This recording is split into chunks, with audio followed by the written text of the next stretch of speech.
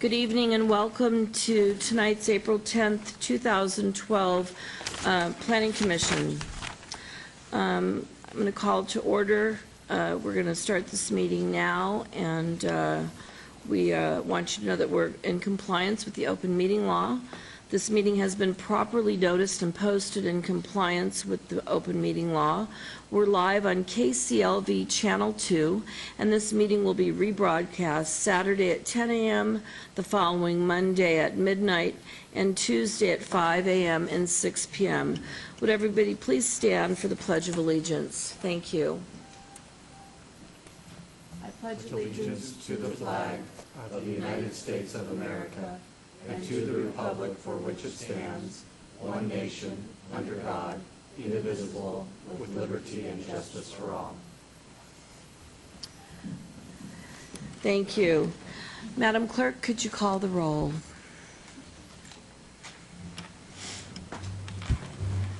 Chair Quinn. Here.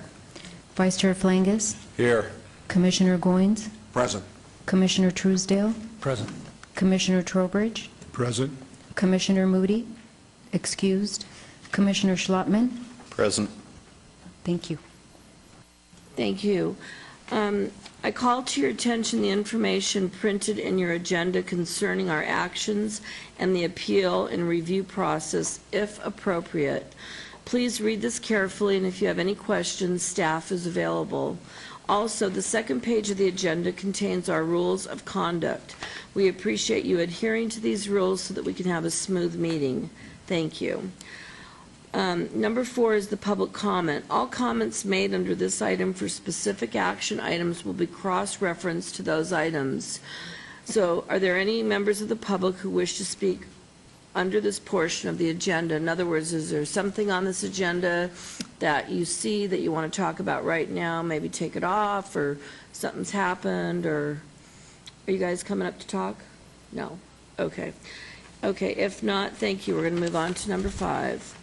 I'm looking for a motion for the minutes of our March 13th, 2012 meeting. Madam Chairman, I move to approve the final minutes for the Planning Commission meeting of March 13th, 2012. Thank you, Commissioner Flangus. Mr. Chairman, I abstain on that item because I was not at that meeting. Thank you. That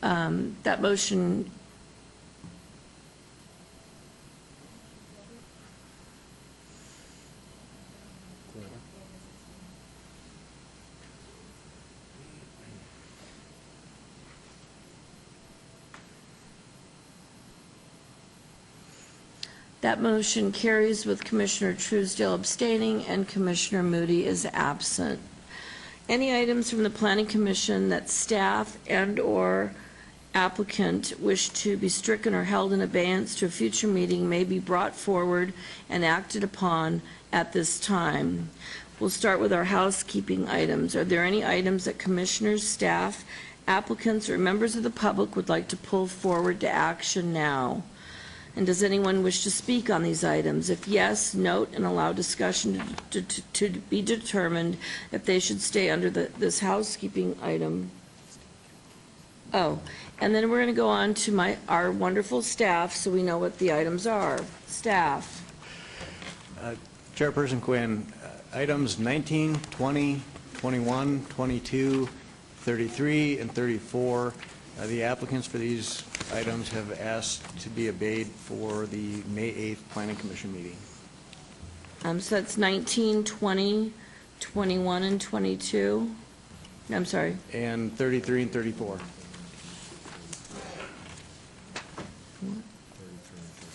And 33 and 34. Okay, thank you, staff. We'll go ahead and look for a motion on that from Commissioner Flangus.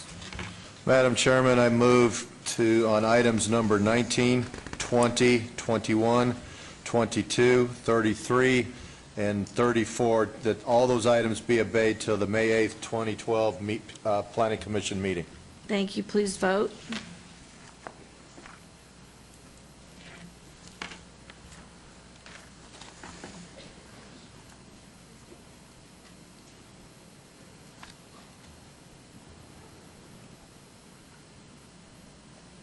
Commissioner Truesdale?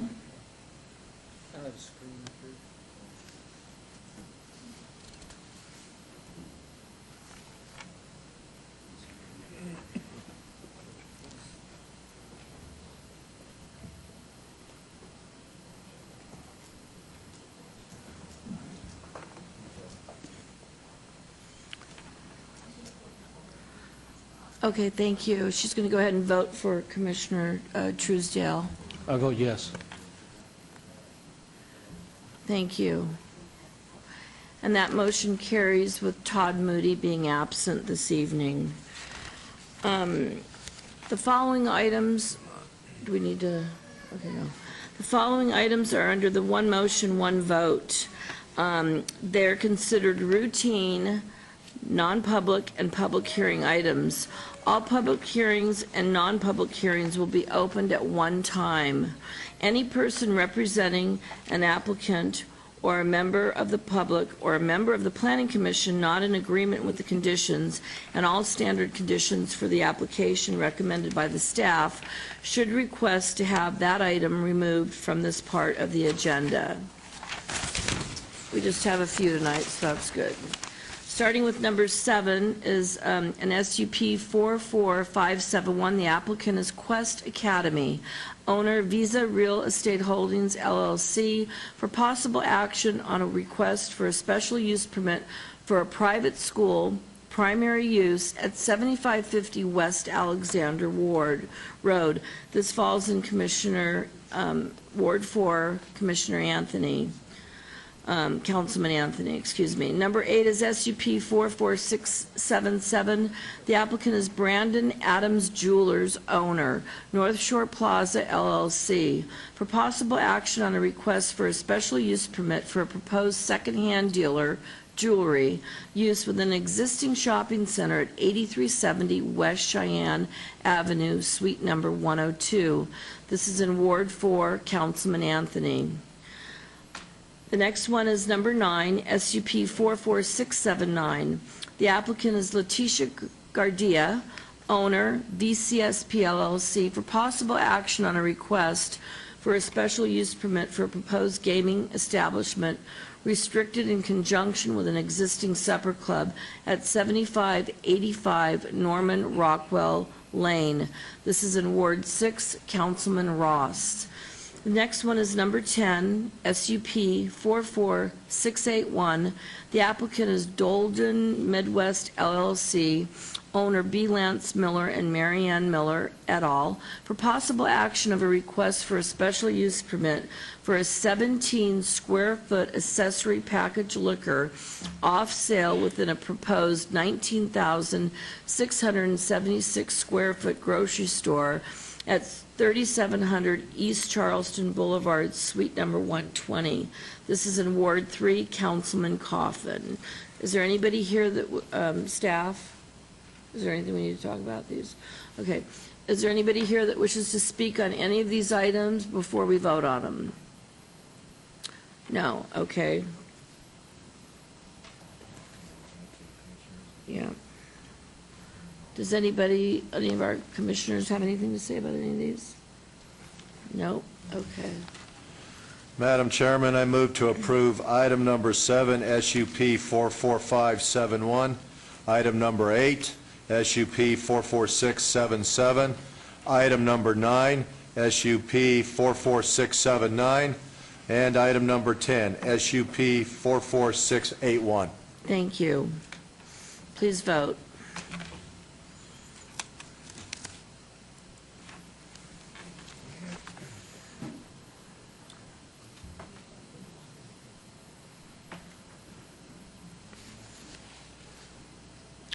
Thank you. That motion carries with Todd Moody abstaining because he's not here tonight, absent. Madam Chair, items 7, 8, 9 are final action in the absence of an appeal within 10 days, and item number 10 will go forward to the May 16th City Council meeting. Thank you. Now we're moving on to non-public hearing items with number 11, and it's EOT 44537. The applicant owner is Valley Health System LLC for possible action on a request for an extension of time of a previously approved site development plan review, SDR 34997, for a proposed 248-space parking lot, commercial, with waivers of the Las Vegas Medical District landscaping requirements to allow a 3-foot landscape buffer where 6 feet is required, and a 2-foot 6-inch block wall where 3 feet is required, and to allow a 0-foot landscape buffer along the south property line where 8 feet is required on 2.42 acres on the east side of Tonopah Drive, approximately 315 feet south of Pinto Lane. This is in Ward 5, Councilman Barlow. Staff. Chairwoman Quinn, this is a request for a 2-year extension of time of a previously approved site development plan review to replace an existing temporary parking lot serving the adjacent hospital with a permanent parking lot. Site development plan review SDR 3054 for the temporary parking lot was expunged with the approval of SDR 34997. This is the second extension of time requested on this approval for this site, and is requested for 2 years due to difficult economic conditions that have persisted in Las Vegas. Conditions have not changed on this site or within the surrounding area since the lot was originally approved.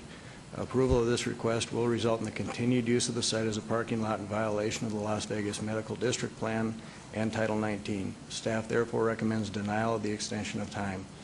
If denied, permits must be issued for development before August 12, 2012, or another site development plan review must be approved. And if approved, a condition of approval has been added to limit the extension to 1 year only. 1 year only. Thank you, Mr. Gebkicki. Good evening. Could you please give us your name and address for the record, both of you? Hall, 3801 Robar Street, Las Vegas. My name is Jim Gore, Universal Health Services, 10105 Banbury Cross, Las Vegas. Okay. So we have a little extension of time going on here, so what's the deal?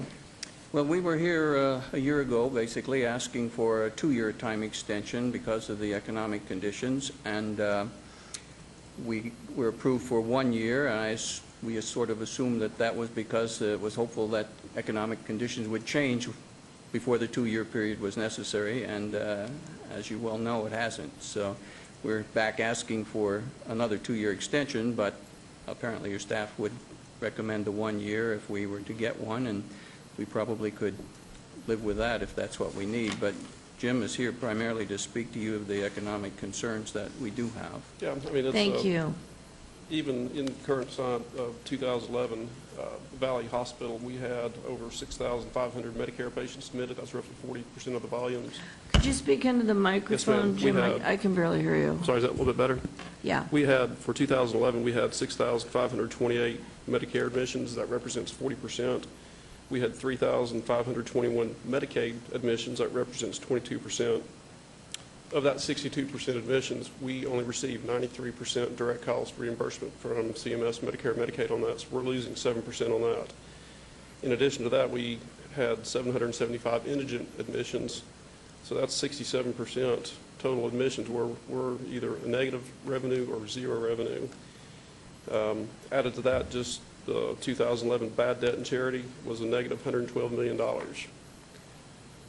Just some other expenditures that we're doing to be in compliance with CMS. We're spending over $15 million on the 5 Valley Health System hospitals for electronic medical records implementation. That must be enforced by 2014 if we get no reimbursement. So it's a tough tough market out there. I mean, I've got an old hospital. I'd rather spend $1 million on infrastructure improvements, equipment, patient care than a parking lot. So if we could get the 1-year extension, we'd be most appreciative. Okay. Jim, is this just a desert lot? I didn't drive by it today. Is it just vacant? No, it's parking. No, this is Parking. a paved lot, and it Okay. currently has 322 cars parking in Okay. it, and it is striped and paved.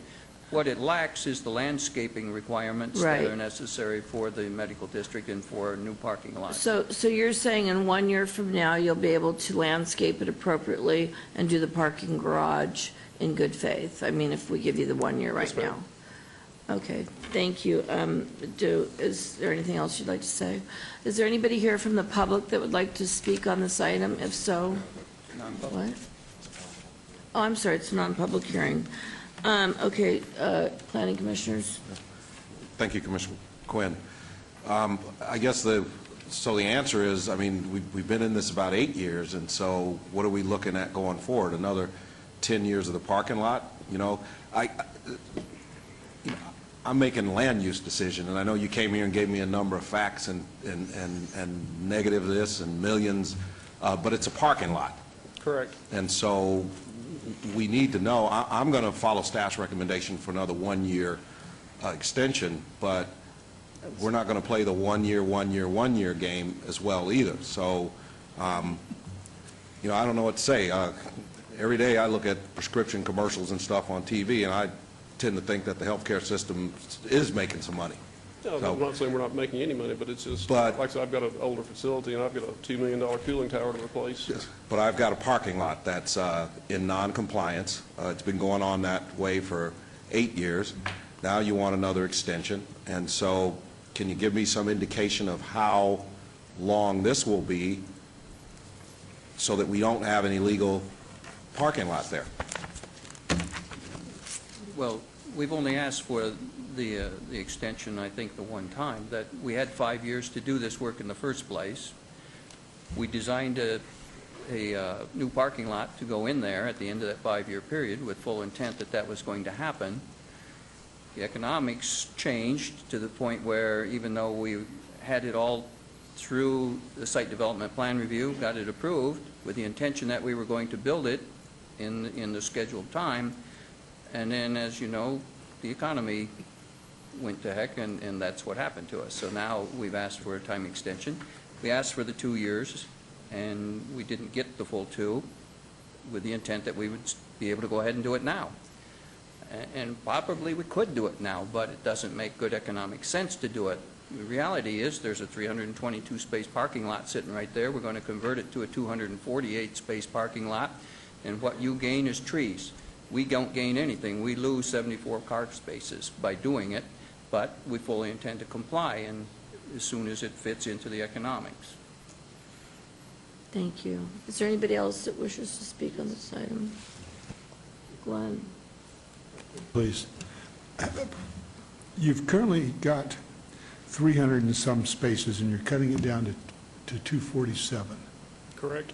That's because And- there's a lot of trees and landscaping that have to go in What is to make what it is the work that total way. cost of the landscaping project to bring it up to code? It's not simply landscaping. It takes regrading, it takes paving, it takes irrigation systems and lighting, things that are not there, and all change. And that's a big piece of property. It's approximately a $1 million project. $1 million project? Mhm. Okay, and it's already graded and paved, right? Correct, it's all paved. It currently is paved, and we park on it as it is, yes.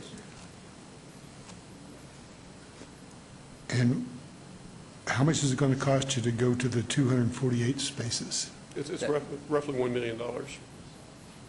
That's where I'm not getting my question. I'm not asking the question appropriately. What is the entire project to, by spending the $1 million and cutting to 248 spaces, you are spending, that's what you're going to get is $1 million expenditure in 248. How much will it cost to do the whole thing correctly and be finished with it? That's exactly what it will take. All I'm saying is that it currently has 322 spaces. By the time we go in, take out the paving, and put in planters for landscaping, which take up a whole lot of the space, we only end up with 248 spaces at the end of that. We're using the entire parking lot for it. It's not like there's some of it that will be left over. It's just that that's what happens when you go in and make it now meet the standards that the city requires for parking lot today. It currently does not have landscaping in it. Right, it's just barren. It's just a striped parking lot. But you mentioned that we were going to be reducing the number of spaces so we can get trees. Are you doing that now, or? We don't want to do it now. We want to wait a year to do that. That's where I'm trying to get out of you. is Right, what- we're not doing anything to it right now if we can get this year's extension. Or Okay. 2 years, which we've requested. Okay, thank you.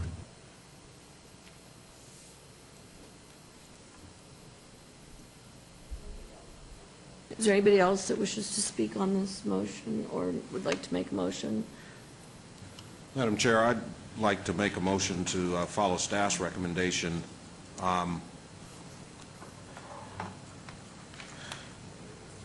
I guess we're going to follow the recommendation of denial, but I want to go with a one-year extension and not a two. So is that I guess that's two different motions. Commissioner Goins, if I might clarify that for you. Based on the if approved conditions, what you would be doing is recommending approval of the extension of time. In the conditions, it says for 1 year. So again, a motion for approval will allow a 1-year extension of time on the landscaping. And that would be my motion for approval with 1-year extension. Okay, Subject excuse to all me, can I staff's just recommendations. ask staff, so what if in 1 year they don't do it, then what happens?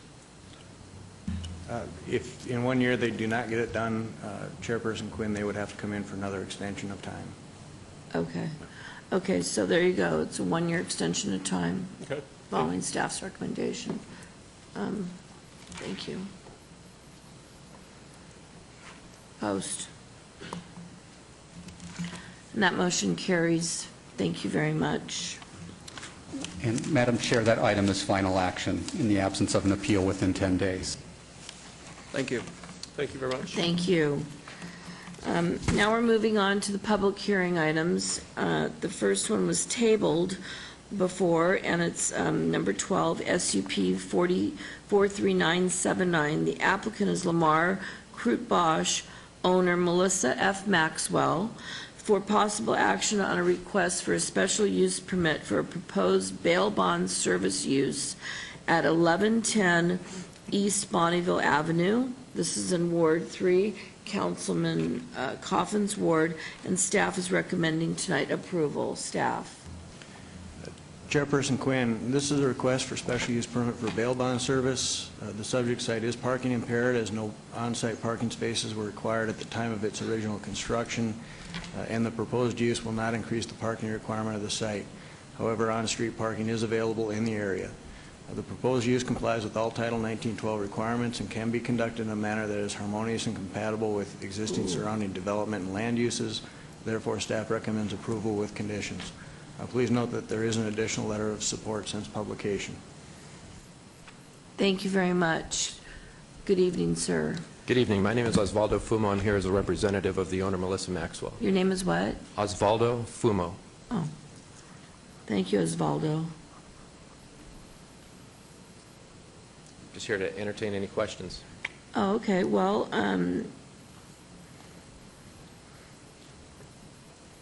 so you agree with all staff's recommendations? You agree with everything they got going? Yes, yes. Okay. There's actually, Okay, before we do that, we have to open it up to public comment, and I see Mr. Farlow waiting there. They already did it. Thank you. Todd Farlow, 240 North 19th Street. I'm looking right now at the photograph of the business, and I wonder if we could ask the applicant, since he wants a special use permit, if we can get this place cleaned up. I mean, that really needs a paint job or something. I think, Hello? I'm sorry. Could you repeat yourself, Mr. Farlow? I was paying attention to the big boss, Mr. Gerbert's here tonight.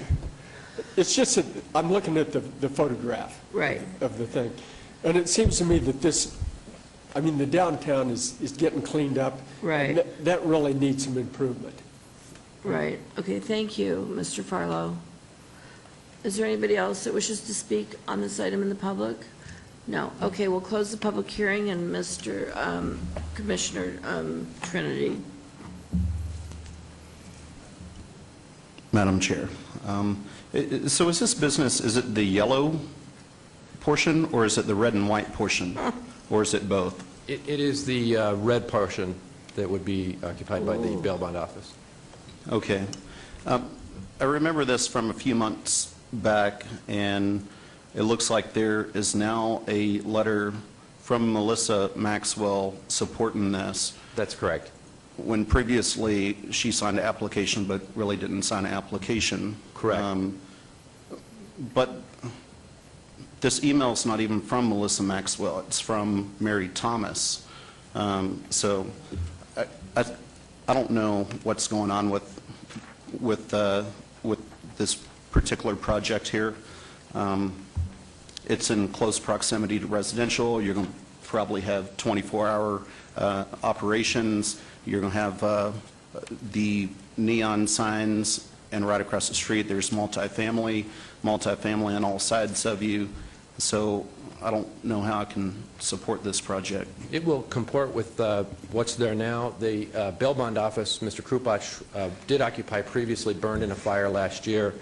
He had been in that building for 15 years, never had a problem with the law, and for the entire operation... Excuse me 1 minute, Mr. Osvaldo. Staff, what is Commissioner Trinity talking about with these letters and emails and stuff? It's basically, Madam Chair, I think it's the last letter of support that was received from a Mary Thomas, but then it says from Melissa Maxwell, which that's two different people. Is this the same one where you said, who are you? Yes.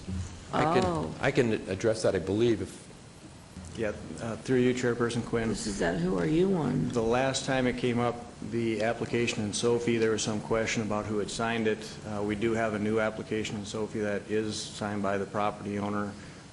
And Notarized. And notarized, and that's why we brought it forward again. I also have an original notarized signature from Mrs. Maxwell. I understand she was in an accident and broke her back, and I believe Ms. Thomas works for her in their business, but Mrs. Maxwell did notarize the application and approval and authorize the letter. Commissioner? The only problem that I have with this is she was dead set against this in her last survey card, and now she is in full support of it. That's correct. Well, where's Mrs. Maxwell now? She lives in Florida. I think it's Milton, Florida, St. Pete, Florida. Okay. Mr. Chairman? Yes. I don't remember this item when it came before us before, but it appears that we have an application signed by, notarized by a Melissa Maxwell. I'm assuming it's the right one. And financial disclosure, and that was executed 14th day of February, or is that the one?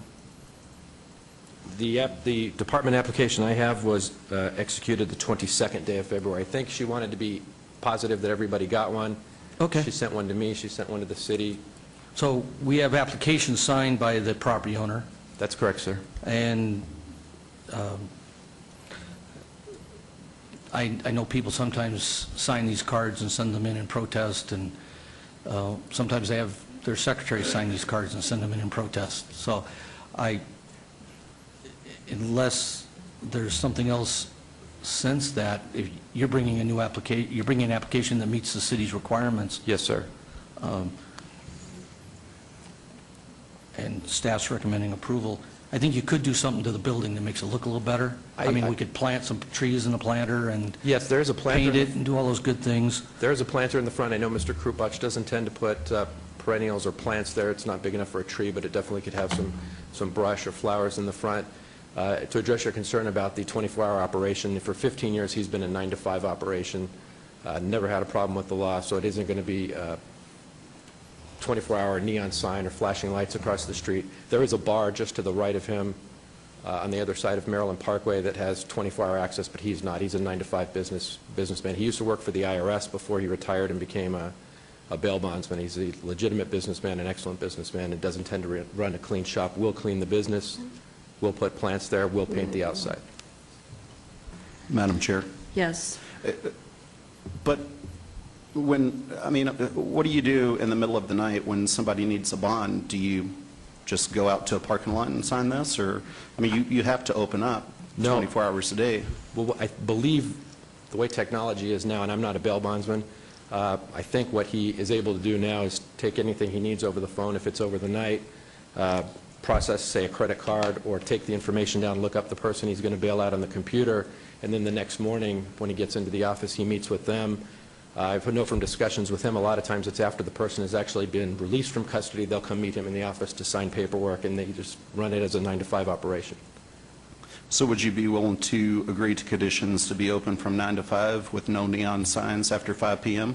I could tell you that he's not going to have a neon sign. I don't know if his operation is 10 to 6. Now, I know he was a 9 to 5 regular business kind of guy, and I don't want to speak for that, but it is a 8-hour-a-day operation. I don't want to say he'll close at 5 and then he stays until 6 and gets in trouble. Is a business owner here today? He is not. No. Well, this is the place we put the conditions on them, like the hours and stuff, so this is kind of important. I could assure you that he's not going to be there 24/7, but I hesitate to say he'll close exactly at 5 and then he's there till 6 on some nights. You know, businesses do run long, but I can assure you he wouldn't be there until 10 p.m. He'd be there regular business hours. You can assure me. Sure. Madam Chair, okay, so would you be willing to agree to 9 to 6? Sure. I mean, I would say regular business hours. I would say no later than, say, 6, 6:30. I can't see him being there. He's never been there before at 10 o'clock at night, but if you wanted a condition that he closed before 6 or 6:30, I'm sure he would abide by that. Well, and turn off neon signs or anything else you wanted as far as that First of all, the time should have been decided prior to you coming in front of us. I mean, we should know 10 to 6 is great and just keep moving on here. So we're going to go with the, what'd you say, 10 to 6? I 9 to think we could 6? give them 9 to 6, yes. 9 to 6, that's it. Okay. Are we ready for a motion? Madam Chair, I'd like to make a motion on item number 12, SUP 43979, to follow staff's recommendations for approval with the added condition that the business be open from 9 to 6 and that no neon signs after close of business. Thank you. That's a motion. Please vote.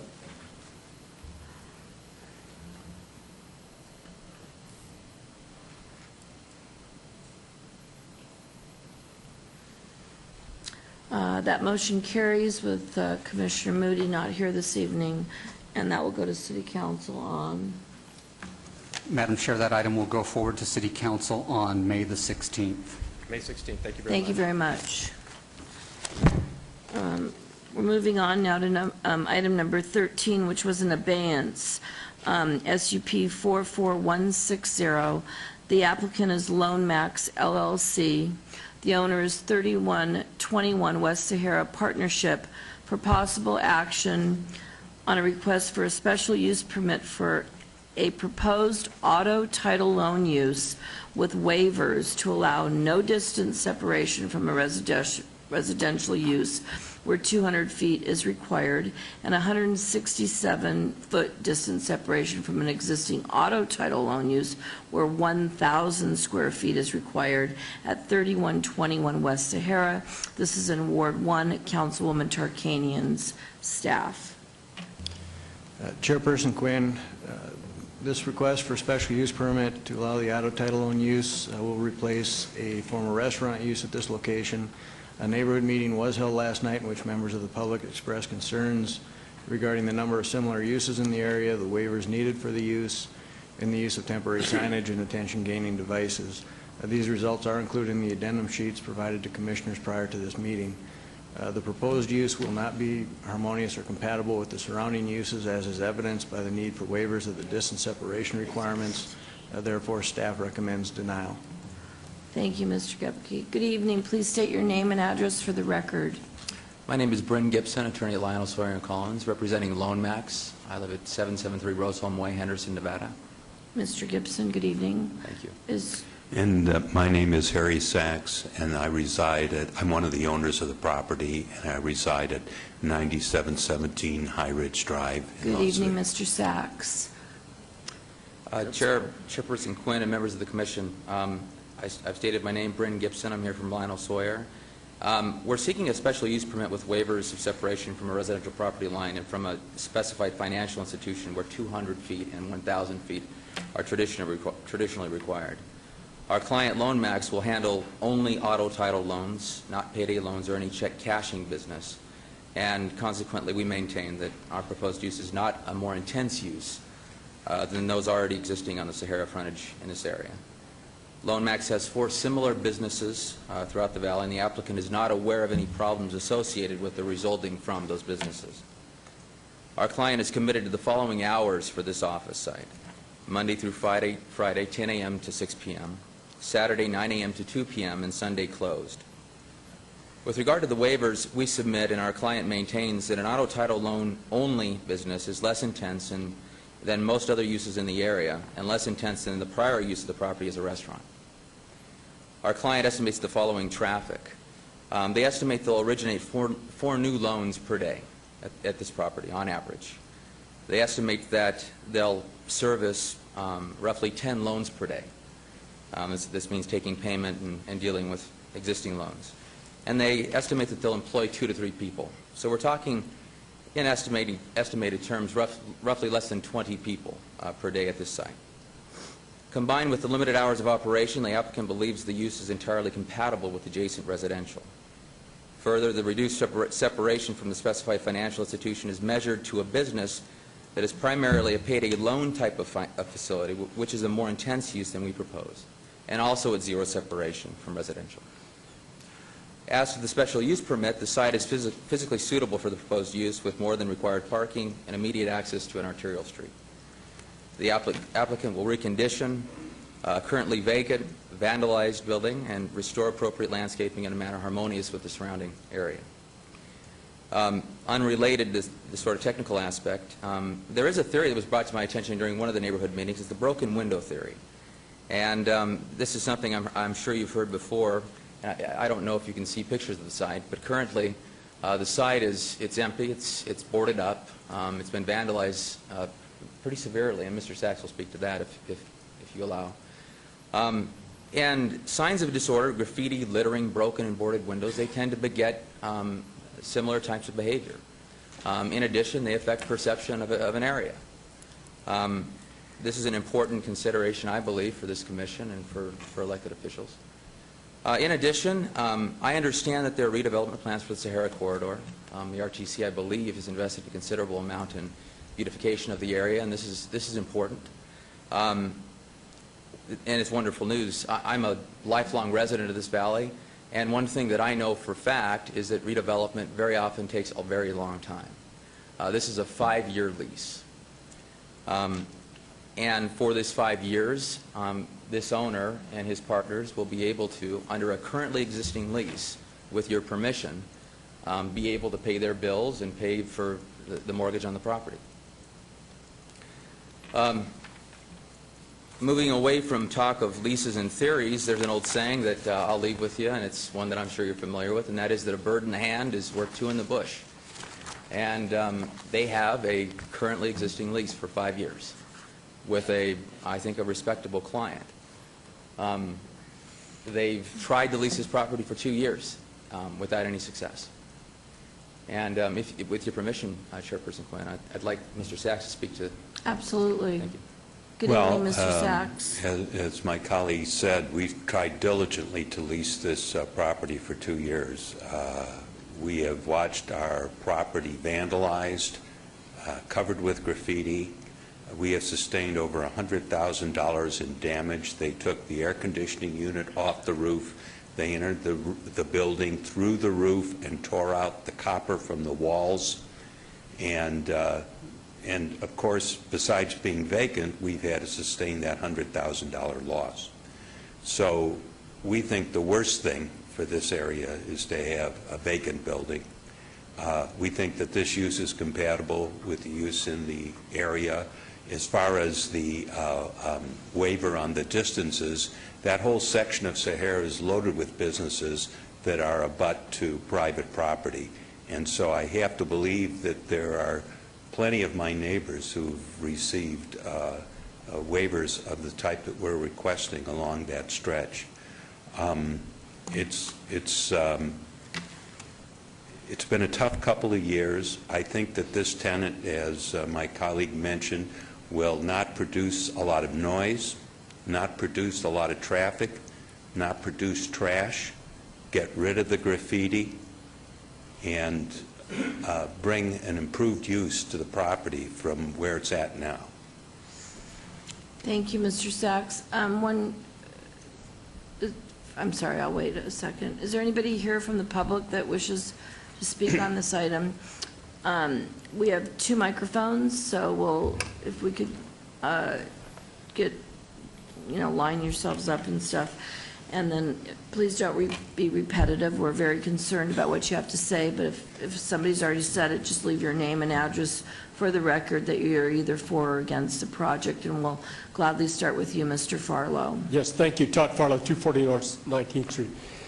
In the conditions, is there a restriction against repoed cars being displayed there, or cars storage or for sale there? Staff, they can't have cars there, right?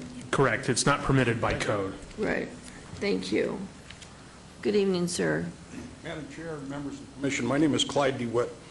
I live at 3301 Calle de El Cortez with my life partner, Cherie Williams, where I plan to live for the rest of my life. I'm an attorney. I've been practicing at least a significant amount in the area of land use for the last 30 years. I see Mr. Jerbuck looking at me, and I think he knows who I am. Tell me, sir, again, your address? 3301 Calle de El Cortez, and I live in Spanish Oaks. Okay, thank you. I drive by this location probably once a day on the average. I do twice. I have no stake in this except my personal one and that of my life partner, although I am an attorney. There are 2 principles that I think guide us here, or should guide us, and based on these 2 principles, I am going to respectfully but vehemently disagree with the staff recommendation. I think they're just dead wrong. Number 1 is what was mentioned, and I'm the one who put this in his head, the thing I know about from a lot of dealing with land use, which is the broken window theory. And members of the Commission, this is the worst broken window in our neighborhood except for what used to be Jose Hogs, and if you could get a bulldozer out there for that, I'd appreciate it. But there's nothing worse than an empty commercial building. The only thing worse than an empty commercial building is 2 empty commercial buildings. And I drove up and down Sahara this morning, and I counted about 6 buildings and another 7 or 8 storefronts in shopping centers that are vacant. This does not bode well for the neighborhood. When I heard, and the way I found out about this is the gentleman from Lionel Sawyer came to our monthly breakfast at our homeowners association and told us about it. And I was absolutely shocked when I looked up on the internet and discovered that the staff had recommended against this. Unless somebody is going to cause them to tear down the building, which will turn it into a sandbox, here you're talking about a chance in a horrible economy for 5 years to put an attractive building. You can put conditions on it, and I wouldn't just say neon lights, I'd say shut off all the lights except the illumination of the building for security purposes after closing hours. You can put 9 to 6 conditions on it. You can put conditions, I think the one he recommended isn't necessary, that they don't have cars for sale there, because I think they'd have to have a different special use permit for that, if I understand. Yeah, there's no cars going They can't there. sell cars there. No. So the second principle after the broken window theory, and the broken window theory goes, if there's 1 broken window in the neighborhood, then there's more, and broken windows beget more broken windows, and broken windows beget vacant buildings, and beget blight, and beget slums, and all kinds of problems. And we don't want that in our neighborhood. The second principle, which isn't one that's unique to land use, is beggars can't be choosers. We have somebody here that's offering to put in a respectable-looking business in which, I remind you, I have no stake whatsoever, except I drive by it a couple of times a day, maybe. And in this economy, there's a market for this. How many people have a car and can go to a bank and get a loan for 60 or 90 days that they can pay back weekly? Banks will laugh at them. In fact, I don't know, my experience with banking lately with my clients is a bank won't loan you money unless you don't need it. Right. Excuse me, Mr. Clyde, so is it safe to say that you're for this project, you like the project, you want it built across from where you live? Absolutely. Outside of Spanish Oaks? Now, would I rather have a Starbucks there? Right. Or Ruth's Chris Steakhouse? Okay. You bet, but it ain't going to happen in this Okay. economy. In 5 years it might, but it's Okay. not going to happen We in this economy. appreciate it, but your time's up. We have to go on to the next person. Thank you very much. So you're for it, so we all know. Okay. I mean, I am for the conditions. You're for the conditions, but I got it. Okay. Thank you. I'm Catherine Martin. Hi, Catherine. I'm 2801 Alcoa Avenue, which is the street that abuts this property. And I'm here to speak for the Richfield Neighborhood Association. Okay. You're directly behind it, Miss Catherine? You're the neighborhood behind it? Oh, yes. Oh, Pauline Kennedy, 3108 Okay. Roseville. Thank you. And we just want to voice our opinion. As a neighborhood, we have had several meetings, and I have 8 emails, and all of them are in objection to this type of business, adding to this proliferation of all these The loans. emails, Catherine, in your hand, are those for our clerk so that we can put them on the I record? sent them to the city clerk. Okay, well, I'm not the city clerk. I just want to make sure they're on the record, so we have I them. sent them to the city clerk. Okay, thank you. The street, Alcoa Avenue, is backed up to this area. And here you have a loan place. And 167 feet away, you want to put another one in? They do. 167 feet? Are you telling me that I can't walk 167 more feet and get the same thing? Or if I've been gambling and it's all gone, I can hit the money tree. It's less than 1,000 feet too, 805. Right. So, So we do not want our area built up to be populated by nothing but loan places. So, Ms. Catherine, you did your homework, and you see that all these places are close by, so your feeling is that it's just oversaturation? Yes, we are asking that you honor the Denials. Okay. Well, thank you for very coming out much. Thank tonight. Is there anybody else that wishes to speak on this item? If not, we'll close the public hearing and open it up to the planning commissioners. And before we start, I just want to say that I met Mr. Borgell out there last month, and all I kept seeing across the street was this brand-new, beautiful Dairy Queen, and thinking, you know, in a perfect world, we could have something across the street like that. I do believe that this is, in my opinion, too many. It's oversaturated. 3 or 4 in one area like that is just, it's just too much. And with that, I'll open it up to my commissioners and see what they have to say about it. Thank you. Madam Chairwoman? Yes. Just out of full disclosure, I know Miss Martin, have known her a number of years.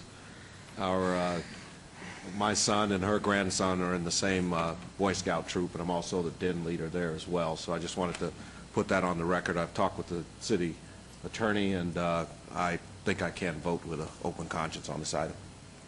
But out of abundance of caution, I wanted to disclose that. Okay, thank you. Is there anybody else that wishes to speak on this item? Commissioner Truesdale?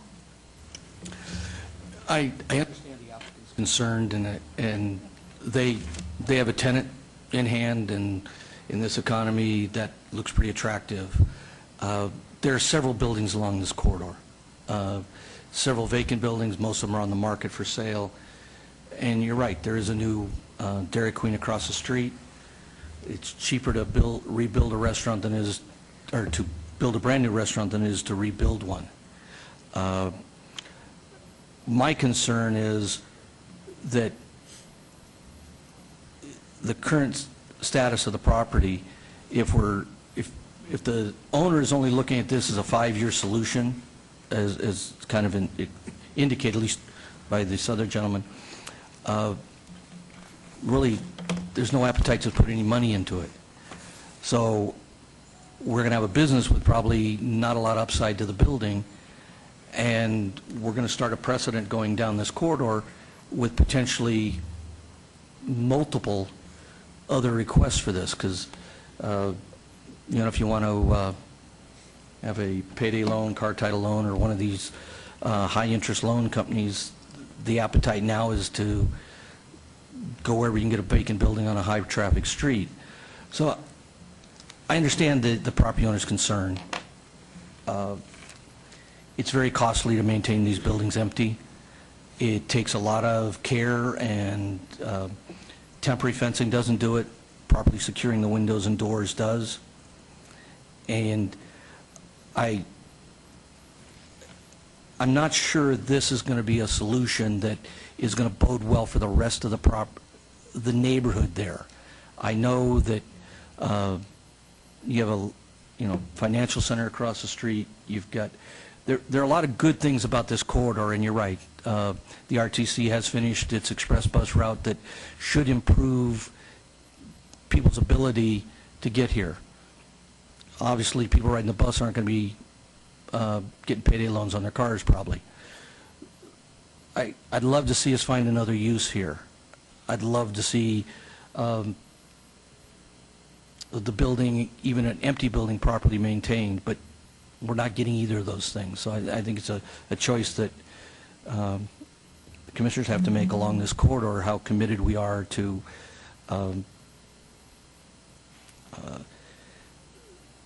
working within the rules of our land use code, or falling prey to the immediate satisfaction of the economy being bad. And that's a tough decision for property owners, a very tough decision for commercial property owners, and it should be a tough decision for us. So, thank you. Madam Chair? Yes.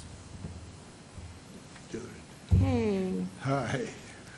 I look at this situation much like the situation that existed a year or so ago with regards to the, I believe it was a Sizzler that was on Decatur and Meadows Mall Way.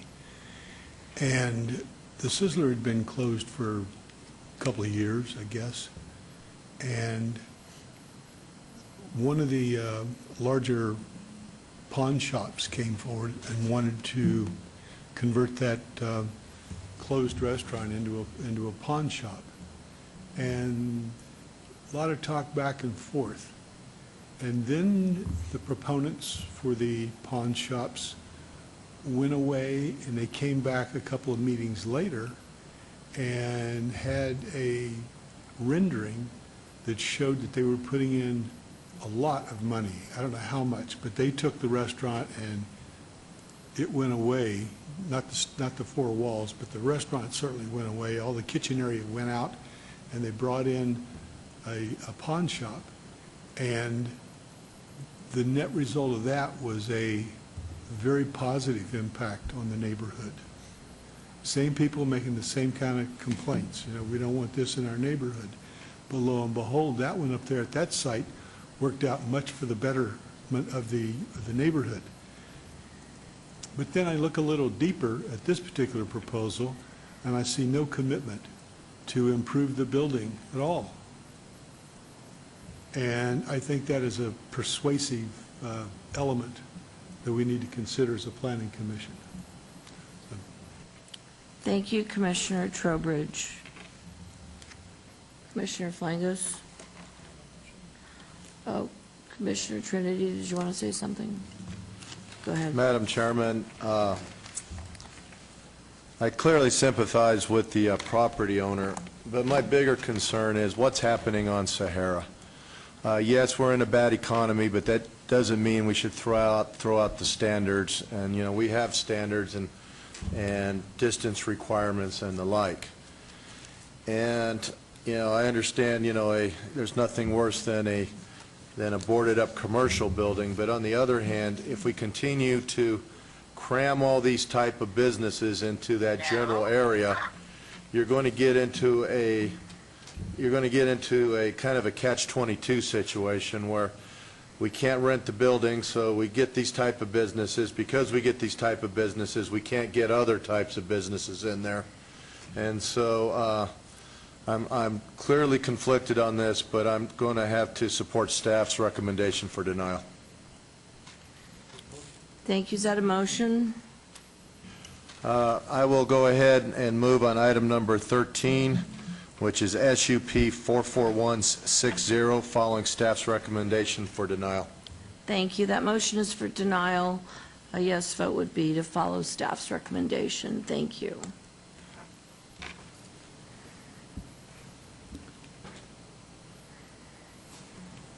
Thank you very much. And that motion passes, and Madam Chair, that item is final action in the absence of an appeal within 10 days. thank you. Moving on now to item number 14. This is an abeyance, an SDR 44438, applicant owner Francis and Madeline Ellen, for possible action on a request for a site development plan review for the expansion of an existing parking lot with waivers of perimeter landscape buffer with standards to allow 0 feet where 8 feet is required along the south property line, and to allow no sidewalks along Atwood Avenue at 0.87 acres at 3280 North Rainbow Boulevard. This is in Councilman Anthony's Ward 4. Staff. Chairperson Quinn, the subject site is undergoing remodeling as a medical office. The parking lot was recently expanded without the required entitlement of permits, resulting in this application request. A waiver is requested to not install sidewalks or off-street improvements along Atwood Avenue due to the rural nature of the area, which staff can support with the condition added to require a recorded covenant for future improvements when conditions in the area are more appropriate. The existing site was annexed into the city as a parking impaired site with 10 spaces provided, where 24 were required for the medical office use. The proposed expansion of the parking lot would allow for conformance to Title 19 parking requirements. However, a waiver is required to allow no landscaping along the south perimeter of the site. A revised landscape plan has been submitted since the last Planning Commission meeting that depicts the addition of 5 shade trees within the parking lot area and removes the need for a previously requested exception. Staff recommends denial due to the required waiver of perimeter landscaping. If denied, the parking lot expansion would have to be removed. Thank you. Good evening. Please state your name and address for the record. Good evening. Lucy Stewart, 3900 Meadows Lane. Thank you, Ms. Stewart. Paul Dean, 5065 North Campbell Road. Thank you, Paul. And Ms. Stewart? And at your last meeting, we were held and asked to go back and look at the property and look at adding the trees and doing some changes to the site plan. And I don't know if we can go to the overhead so we can look at the map and I can point out.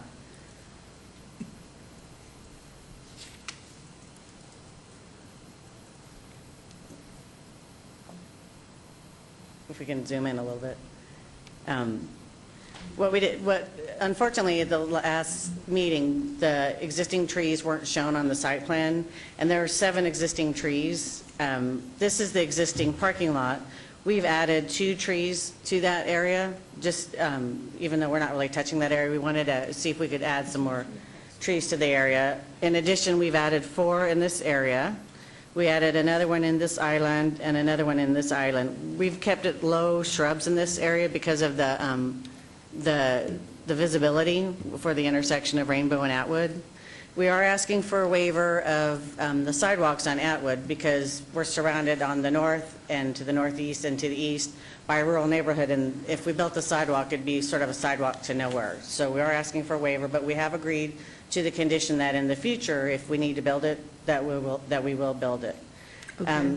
The sidewalk at the intersection is already designed with a handicap ramp, but we're going to go in and install the reflective buttons in it to show it out.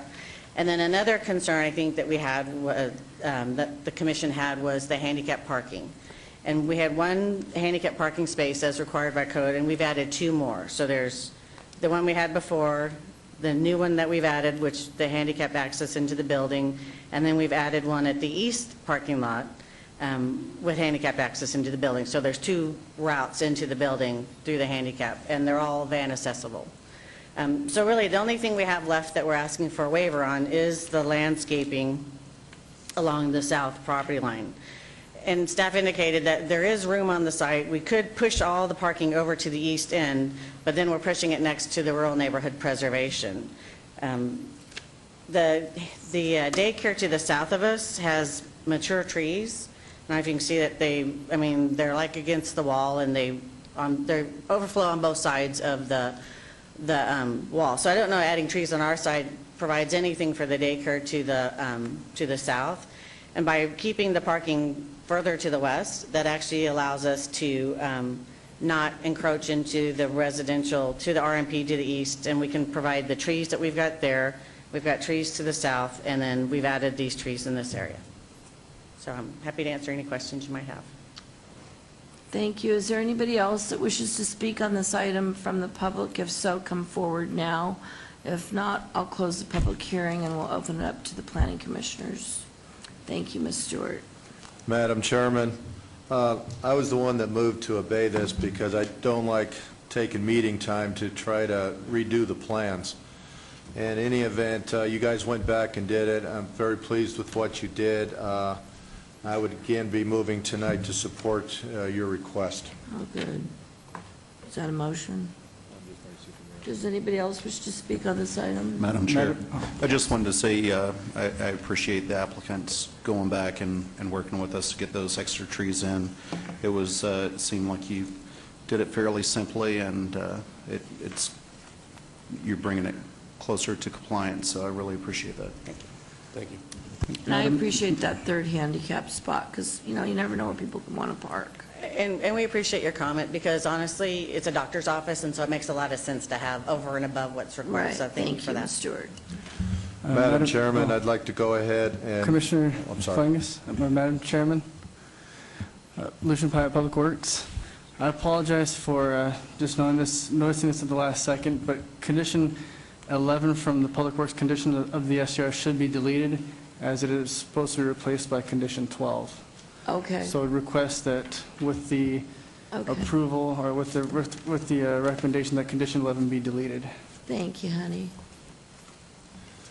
Madam Chairman, with that said, then I would go ahead and move to approve item number 14, SDR 44438, subject to staff's conditions, with the with the deletion of condition 11. Thank you. Please vote. That motion is for approval. Opposed?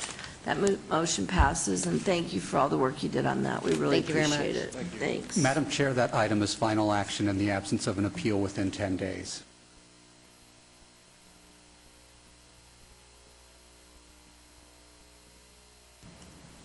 Thank you. Now we're moving to related items, number 15, 16, 17, and 18. We're going to take them all together at once. The first one is item number 15, which is GPA 44653.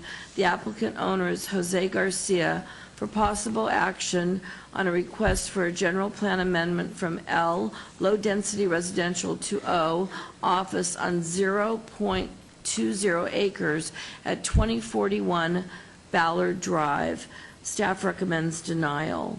The next one is a zoning for 44654 for possible action for a rezoning from an R1 single-family residential to a PO professional office building. Again, staff recommends denial. Number 17 is variance 44656 for possible action on a request for a variance to allow a 3-foot side yard setback where 5 feet is required, and to allow a 3-foot setback where residential adjacency requires 5 feet along the west property line. Again, staff recommends denial.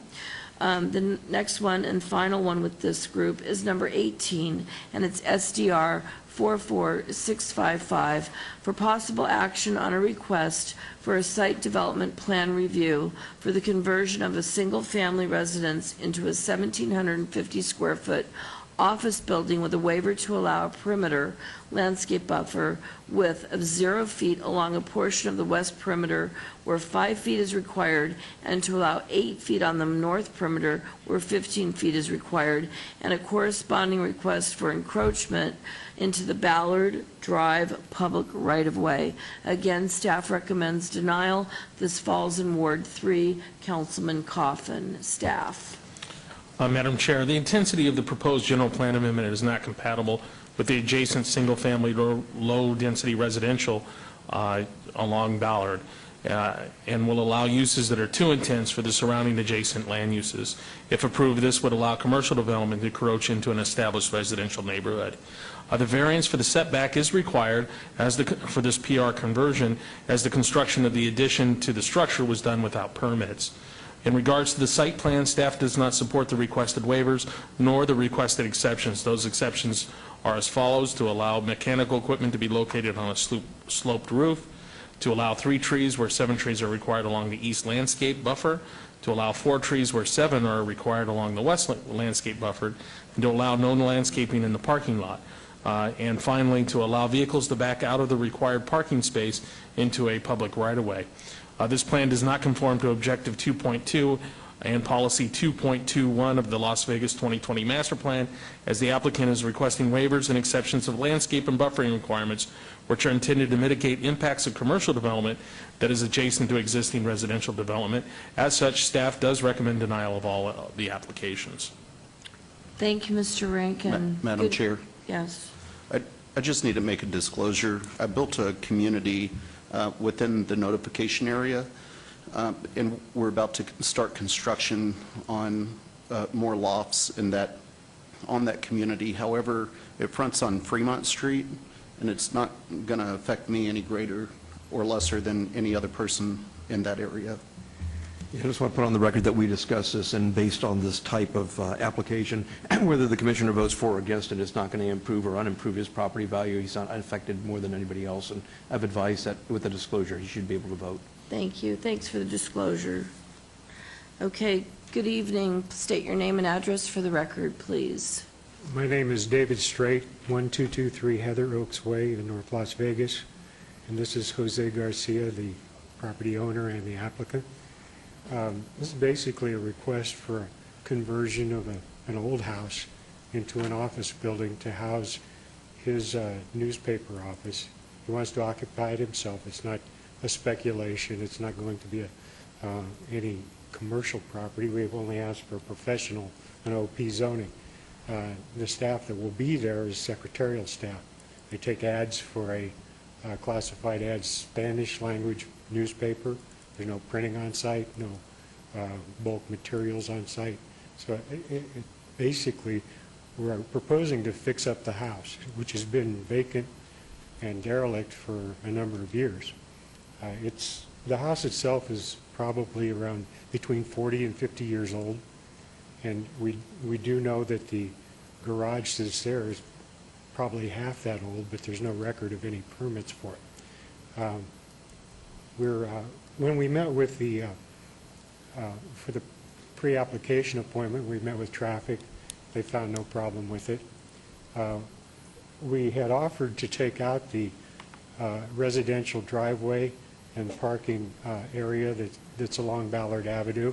We were told by traffic that that's consistent with their policy, that there's no need to take that out. We have also provided parking to the rear that is consistent with the traffic standards and the fire department regulations. The landscape waivers are only necessary because the house is there. Right. There are mature trees there. There's much more vegetation than the code would require. It's just not in the right place because it's an old house. And we did comply as much as we could with the intent of the code in terms of landscape or parking lot landscaping. And we disagree that it's not an appropriate transitional property. To our east boundary is a parking lot. It's a C2 and it belongs to McDonald's. We're buffering between a McDonald's parking lot and a 2-story residential house. And this building will look like a house, only it'll be much more attractive than it is now. And it'll meet commercial standards, and it will also comply with all the current codes on accessibility and energy conservation. The only thing we can't do is bring the old house up to structural seismic conditions of today, which we don't need to as long as we meet the other conditions.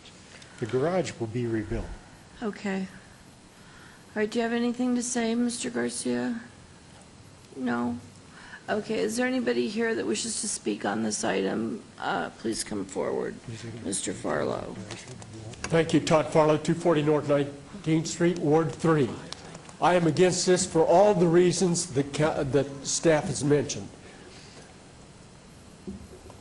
The other problem that I have here, that Mr. Garcia wants us to trust him to fix up the house now, but he built a bunch of, but the house is not in, the house has problems that there was construction there without permits.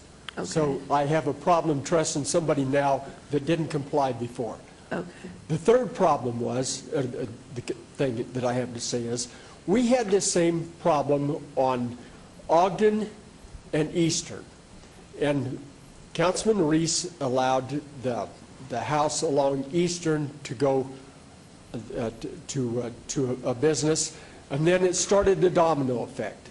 The house right east of, or west of that wanted to, and then, so that was allowed, and then the house on the third house from the street wanted to too. We don't want this domino effect in these neighborhoods, and this is just wrong. There's a lot of existing commercial properties out there that he can go to without tearing into the residential districts. Thank you, Mr. Farlow. Is there anyone else here that wishes to speak on this item before we open it up to the Planning Commission? No? Okay, thank you. The public hearing is closed. Before we open it up, I just want to ask you, Mr. Garcia, when you purchased this property, were you told it was zoned commercial, or this was was it a commercial? Was it your understanding that you were buying a commercial piece of property? Okay, let me see if I understood. If I was told that is, if I purchased this property as a commercial property? No, it was a house. Okay, thank you for telling the truth. Yeah, and the house being empty due to water flow on the property. Since that economy and everything was so, the house being... I just was wondering if somebody, sold you oranges and not apples, that's all. Okay. But we're okay. Okay, so we're going to open up to the Planning Commission now and see what they have to say. Madam Chair. Yes. In this particular area, I'm not sure if letting the commercial encroach into the residential neighborhood is the correct thing to do. There are certain areas where we allowed this and it worked, but it was between Charleston, Bonneville, Las Vegas Boulevard, and 10th, where all the law offices started converting the older houses, but it's right next to all the courthouses. This little area is protected by a lot of little neighborhoods, and when you drive down Eastern, you see 30-foot gorillas flapping in the air. You see strobe lights hitting you at night, neon signs just blasting every one of the neighbors in the area. And former Commissioner Evans has tried fighting this for years. And no matter what happens, we can't ever seem to wrap our arms around cleaning up that corridor and getting rid of all the strobe lights and everything else that has happened. So you're looking for a GPA, a rezone, a variance, SDR, 2 waivers, and 5 exceptions. Wow. I think this particular property, it's a little bit of a stretch. You might look at rebuilding this house and turning it into a residential rental unit versus trying to create a commercial or an office space. You were saying that your use inside was going to have very limited customers coming in and out. However, if we approve this, it's not just for you. It's for whoever wants to come in the future. It could be a professional office. It could be or it could be an attorney's office with clients coming in and out of that residential neighborhood all day. So we have to look at the long-term effects of this, and then will it continue to creep into the neighborhood? So I don't think I could support a GPA rezone variance, SDR 2 waivers, and 5 exceptions on a property. But I'll see what our fellow commissioners have to say. Thank you. Thank you, Commissioner Trinity. Does anybody else wish to speak on this item? For the applicant, how long have you owned this house? Since 2007. Okay, so you've owned it since 2007, now it's 2012. 12. So the decay and the dilapidation and really all the disrepair in this house is something that's happened under your ownership. And now you're wanting us to reward you for that. Oh. I think there's the answer to the question, how do we trust, how are we going to look at this going forward? We're going to take your good word that you're going to keep it improved and you're going to do everything right when for almost 7 years, or 5 years, I mean. The economy's been bad, but it's not been that bad for that long. So I think we ought, if we're all going to share with what we want to accomplish along this corridor, we should share all of it. Because I looked at your justification letter, and it was rather eloquent and straight, about all the good things you're going to do, but for over 5 years, nothing's been done. In fact, it's a constructive nuisance at best. So. Okay, I was using the house as my living house until the water flow came in. After that, it's been empty since... The waterfall came in? Water flow. Oh, you had a flood? Yeah, it was the whole house. Everything was tore off. Then we noticed that the house doesn't have insulation and all of that things. Well, and, here's the thing. We have to make a decision on these 4 items, and they're really big decisions, so we're going to keep talking. We're going to stop the public, talking back and forth. And we're going to have somebody make a motion now, okay? I'm sorry about the flood, but that's where it goes. Okay. We're ready for a motion, I think. On item 15, GPA 44653, I would make a motion to follow staff's recommendations for denial.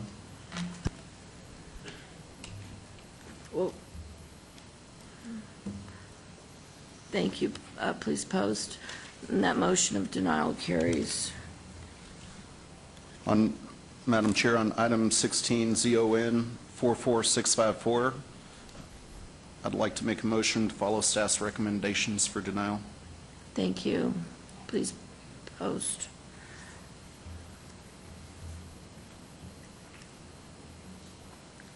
Thank you, and that motion carries with denial.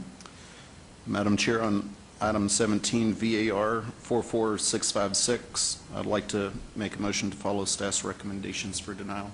Thank you.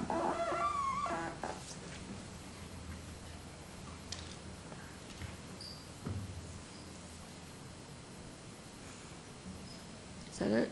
It's all of them? No, Madam Chair, on one more. Number 18, SDR 44655, I'd like to make a motion to follow staff's recommendations for denial. Thank you.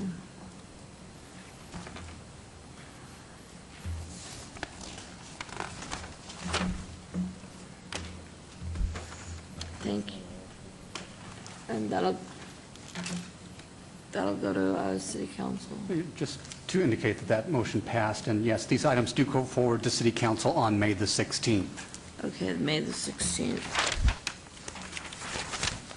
Okay. Now we're moving on to related items 23, 24, and 25. The first one is MOD 44703. The applicant is Giza Development owner Rohani Najami Trust for possible action on a request for a major modification of the Montecito Town Center Development agreement to add 1.99 acres to the overall plan under the mixed-use commercial land use designation at the northeast corner of Riley Street and Clark County 215. This is all going to be for Councilman Ross, Ward 6, and staff is recommending approval on that. And then when you get to the SUP 44701, for possible action on a request for a special use permit for a congregate care facility at the southwest corner, east corner of Riley Street and Rome Boulevard, and here staff is recommending denial. Number 25 is SDR 44700 for possible action on a request for a site development plan review for a proposed single-story, 70,539 square foot congregate home care facility with 60 convalescent care beds and 34 assisted living units with waivers of the town center development standards to allow none of the buildings to be built to the front setback line where a minimum of 80% is required and a 0-foot corner side yard setback where 15 feet is required. A waiver of Montecito Town Center development standards to allow a service area to be located within public view and without screening where such is not allowed, and a corresponding request for encroachment into the Rome Boulevard and Riley Street public rights-of-way, and staff recommends denial on this as well. Staff. Madam Chairman, in regard to the major modification, staff does support the addition of this parcel to the Montecito Special Land Use Designation Area and recommends approval. In regards to the special use permit and site plan review, staff did receive a revised site plan on yesterday on 4/9/12, which shows the removal of the delivery area and the driveway adjacent to the Riley Street and replacement of a screen building for the mechanical area. As such, that eliminates the need for the waivers in regards to those items. However, staff is not able to support the remaining waivers and still recommends denial. If approved, staff recommends the following: removal of condition number 5, removal of condition 11A, 11B and C will remain, and then amend the following condition, condition number 3, all development shall be in conformance with the site plan date stamp 4/9/12, landscape plan date stamp 3/15/12, and building elevations date stamp 2/23/12, except as amended by conditions herein. And then add the following conditions: conformance to all requirement of the Montecito Town Center land use and designation standards 5.27 for mechanical equipment screening, and an additional condition that no delivery shall occur from Riley Street. Thank you, Mr. Rankin. Good evening, sir. Please state your name and address for the record. My name is Joe Gorder, 2810 West Charleston Boulevard, Las Vegas, Nevada. I'm here representing the ownership group Delaware 118 that owns the 2.5 acres to the north, as well as Giza Development, who is the developer of this proposed facility, and 24/7 Care, which would be the operator running this facility.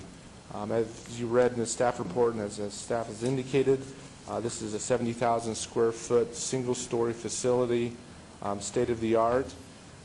It's planned to have 60 skilled nursing facility beds and then 34 assisted living facility units. It is planned to also provide rehabilitation and memory care to residents that would be living at this facility. We feel it's ideally located just down the street from Centennial Hills Hospital, which we think this will be a great support for that facility. In general, in speaking to the operator, we've kind of gone through the economic impacts that this project will bring, which are very significant. This project will have $13.5 million or more of cost for development and construction. They've indicated that the payroll will be $2.5 million annual payroll for the people of this facility that work here. It'll employ 150 full-time and part-time jobs, which in this economy is a great benefit. And it'll also have over $400,000 of taxable expenses annually. And in all, they've kind of come to a conclusion that there's about $6 million of expenses annually that would really benefit the area for those costs, which include utilities and other expenses. As staff has indicated, we have two waivers that we're asking for. The first waiver is for a setback requirement that is along Rome Boulevard, which is right along here. The code is requiring that, well, first of all, it defines this as the town center core. If we would be like 150 feet one way or the other, we wouldn't have this requirement. The requirement basically says we need to have 80% of the building up against the back of the sidewalk with a zero setback. As the town center has changed, there's nothing in that area that has that criterion met. The neighborhood to the north doesn't, the shopping center to the left of us doesn't, the office complex on the other side of us doesn't either. So we feel that's kind of a leftover standard that was kind of implemented to meet the town center core, but as things have changed, we don't think that setback requirement is really applicable. We did take a portion of the building and we kind of put it up along the street, and then we angled the building away. The residents there will have windows, and we really wanted them to have landscaping rather than a sidewalk and a road to look at. So with your support, we'd really appreciate if we could have that waiver approved. The other waiver is along Riley Street, and that is also for a setback waiver. The requirement for a corner yard is to have a 15-foot setback. Riley Street is a dead-end street that terminates in a cul-de-sac that we're going to build. There is not a cul-de-sac there at this time, and we will have to dedicate property to facilitate that turnaround. All along Riley Street, we have more than 15 feet of setback, and I believe the calculations will show that if you average it all out along Riley, that we exceed or very close to the 15-foot requirement all the way. My experience has been in other situations where maybe a bus turnout might be required, that the Planning Commission and staff have allowed approval because of that encroachment. And for this reason, we also feel that we can get support to allow this encroachment, which is only for the southern end of this property where the cul-de-sac turns into the property. Okay. Generally speaking, we have the operators here. Right. We can answer any questions you may have. They're a new operator to this location, to this area, and are looking at expanding. And we think they're going to have great things to bring to this community. And if you have any questions, you can speak to them, as well as we have a representative from the developer in case there's any questions about the construction and those. Thank you very much. Is there anybody here that wishes to speak on this item from the public? If so, please come forward. If not, we'll close the public hearing and we'll open it up to the Planning Commission. Okay, Planning Commission. Just one quick comment, and maybe to staff. We're looking on the map where this parcel is going all the way out to Rome Boulevard, but on our map, it only shows half of that. Is that accurate? You look on the location and aerial map? There are too many mics on. Oh, I'm sorry. Once again, we can only have so many mics on at a time. I apologize. Actually, that's for the mod itself, and then in order to add that to the Montecito Town Center, and then the other parcel is part of this. So the notification map for the major modification only shows one parcel, but the site plan and the special use permit are for two parcels. Well, just a couple of comments. I think it's a beautiful project out in that area. I know I talked to the applicant yesterday on the phone. I actually tried to call you back today and couldn't get through on the line. But in lieu of getting rid of the loading ramp and increasing the landscaping, I think it's a great project for the area. Really, the economic impact. I work for the Workforce Investment Board, and I know wholeheartedly of the medical industry being one of those new horizons where a lot of jobs are. So I'm very, very, very impressed with that and can support it.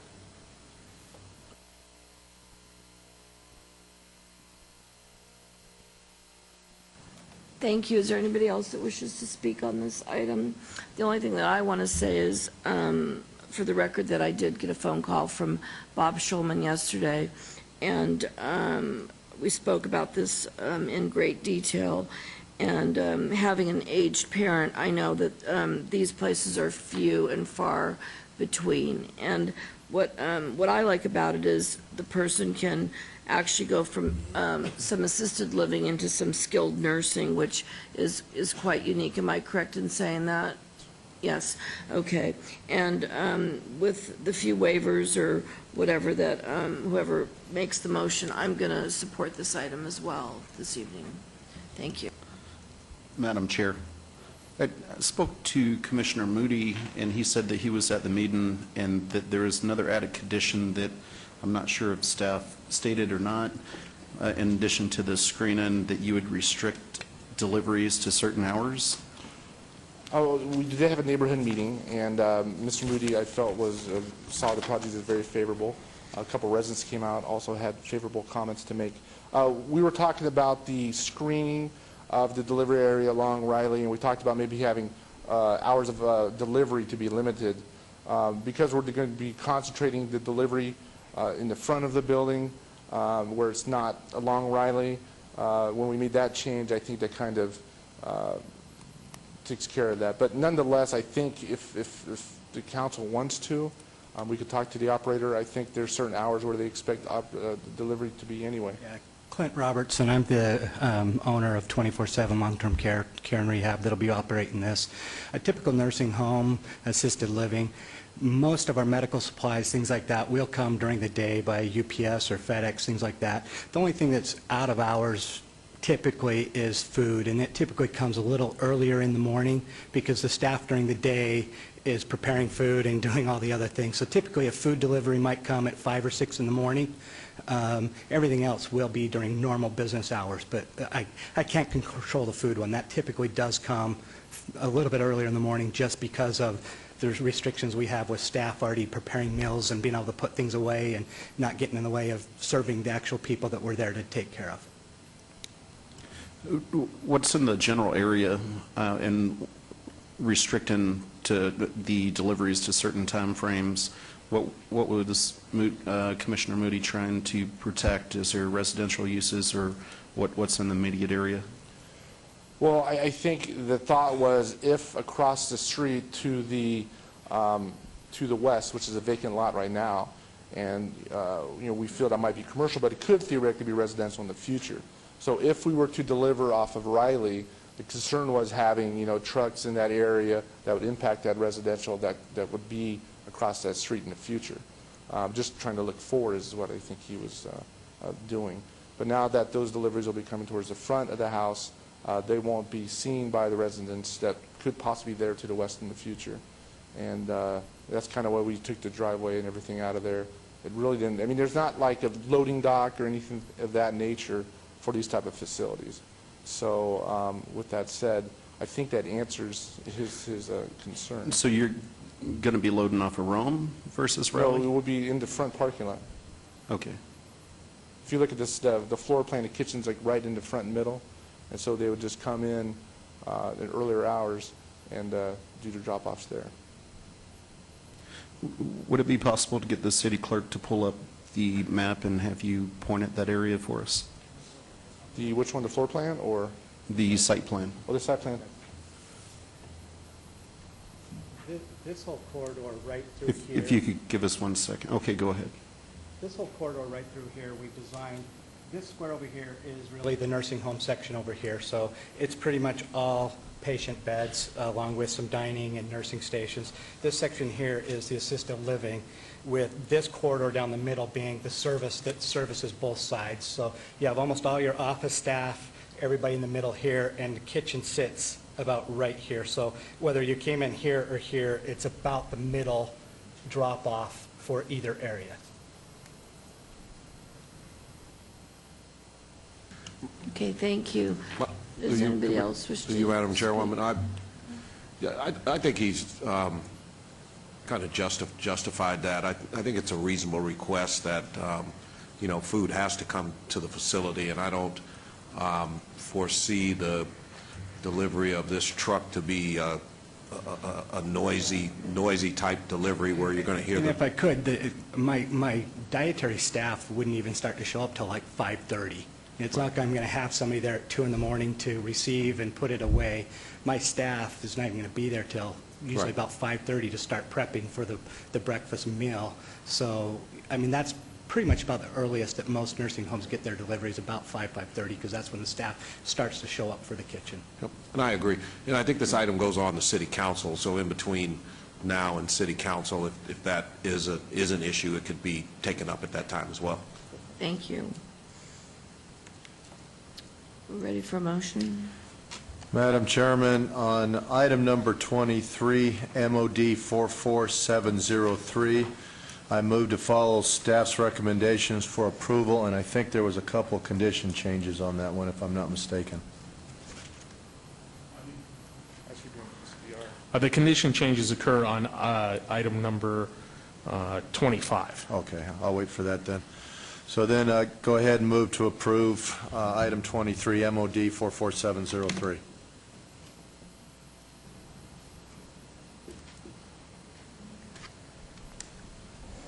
Thank you. Please post. Okay. That motion passes. Thank you. Madam Chairman, I move to approve item number 24, SUP 44701. Thank you. That vote will be for approval. A yes vote would be for approval.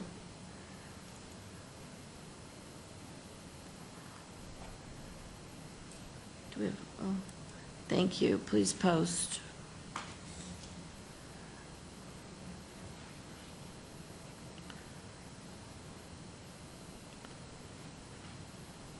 Thank you, and that motion also passes. Madam Chairman, I move to approve item number 25, SDR 44700, and if staff will provide the condition changes for purposes of the motion. Actually, if you could just incorporate my report into your motion, the city clerk has those conditions and can incorporate them into the motion. Done. Done. Please vote.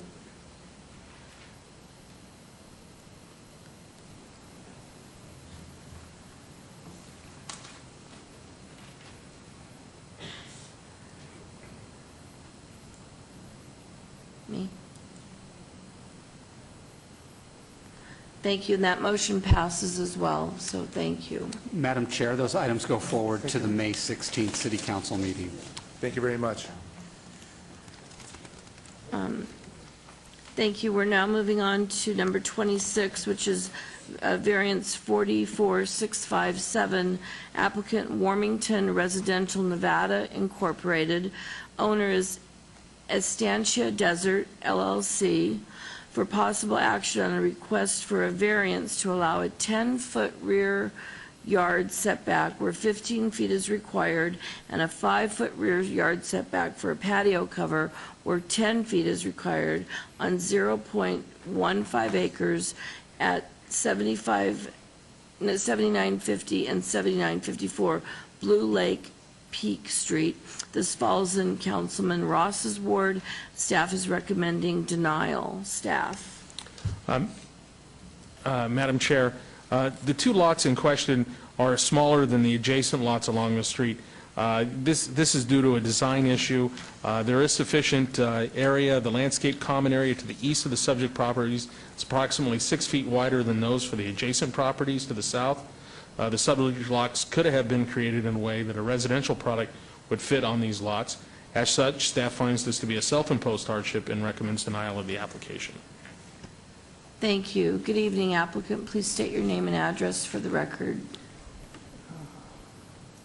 Good evening. It's all right. Thank you. For the record, my name is James Duddleson. I'm president of GC Wallace Incorporated, representing the developer of this project, Warmington Homes. Along with me is Michael Fang, also of GC Wallace. Our addresses would be 1555 South Rainbow Boulevard in Las Vegas. We're here to represent the developer in this case, and just for a little bit of elaboration and correction, the owner of this property and the developer was not the original developer. It was initially mapped and designed by Meritage Homes, who subsequently sold these lots as they are configured to the current developer, Warmington Homes. There are approximately 482 lots that were acquired by Warmington Homes from Meritage, and of those 482, only these two lots that were here before you are not able to fit the homes that are being proposed for that subdivision. The two lots do not back up to other lots. In other words, the rear lots are not adjacent to any other lots, and They, in fact, are on the access street, Crescent Mountain Street, and we feel for that reason, plus the fact that it's the only two in the entire subdivision that require this variance, that it should be something that would be favorably considered by the city. The Community Association has looked at this variance request and is supporting it. We just think that it makes sense from the standpoint that there are existing models that are being proposed for this site, 4 of them, in fact, and those 4 models will fit on any of the other lots except for these 2. If the variance is not granted, then the developer is going to have to produce at least 1, perhaps 2 additional model sets that would have to be configured just for these 2 particular lots at great expense to that developer. And for that reason, we would like to receive some accommodation. It's not going to impact, as I said, any adjacent neighbors, only those that will be eventually buying this lot if you, in fact, award this variance to the developer. If there are any other questions, I'd certainly be willing to answer.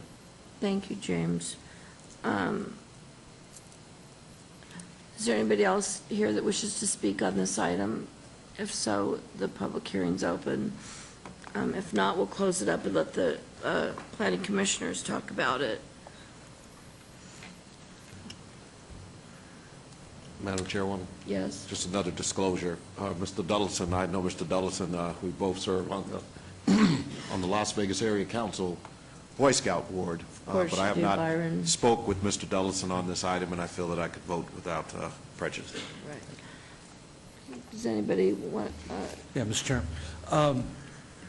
The 2 houses you're planning for this, do you have a layout that shows how they would set on this property and really kind of graphically depict what the waivers do? It's very difficult to see, Commissioner Truesdale. The outline of the house, I will trace with my pen because it may not be something you can see. It's in yellow, and for that reason, I'm not sure it's popping out very well.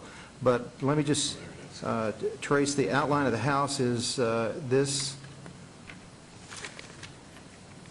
Pretty much not quite a box, but it's pretty close to that.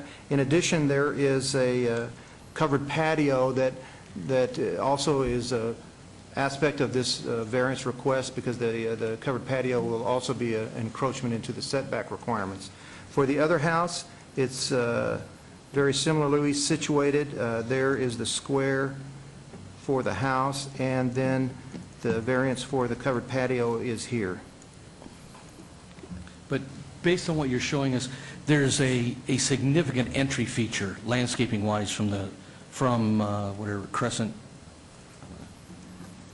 Crescent Mountain Street, that is correct. It's in excess of 20 feet.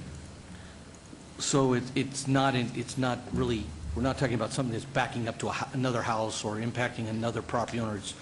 It's really a matter of backing up to the common fence of the community, right? And that was the point I was trying to make earlier on, and that is that it's not encroaching upon an adjacent house where people would be concerned about looking into the backyard of another home. And this still meets all the requirements on the front yard, the driveway minimum distance? Yes, sir, it does. The community has, so we're not having cars stick in driveways? Okay. And if this is approved, the developer will make a disclosure to these 2 property owners that this variance exists, so there's no... we could agree to that condition, additional condition. I don't have any other questions. Thank you. Thank you. I have no comment. It only affects only 1% of it, so it's only a couple houses. I have no issues with it. We'll entertain a motion. Mr. Chairman, if there's no other comments, I'll make a motion for approval subject to the as-approved conditions and the additional condition of making a notification in the documents to any purchase of these 2 properties. Thank you, sir. Thank you. That motion was for approval.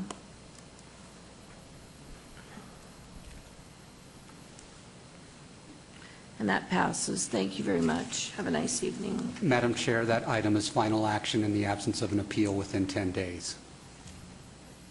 Thank you.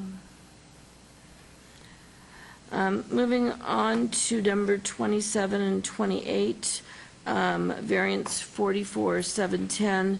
Applicant owner is EVAPS LLC for possible action on a request for a variance to allow 100 parking spaces where 156 are required on 0.65 acres at 400 South 7th Street, and an SDR 44708 for possible action on a request for a major amendment to a previously approved site development plan review SDR 39121 to eliminate one subterranean level of required parking and 1 story of office space.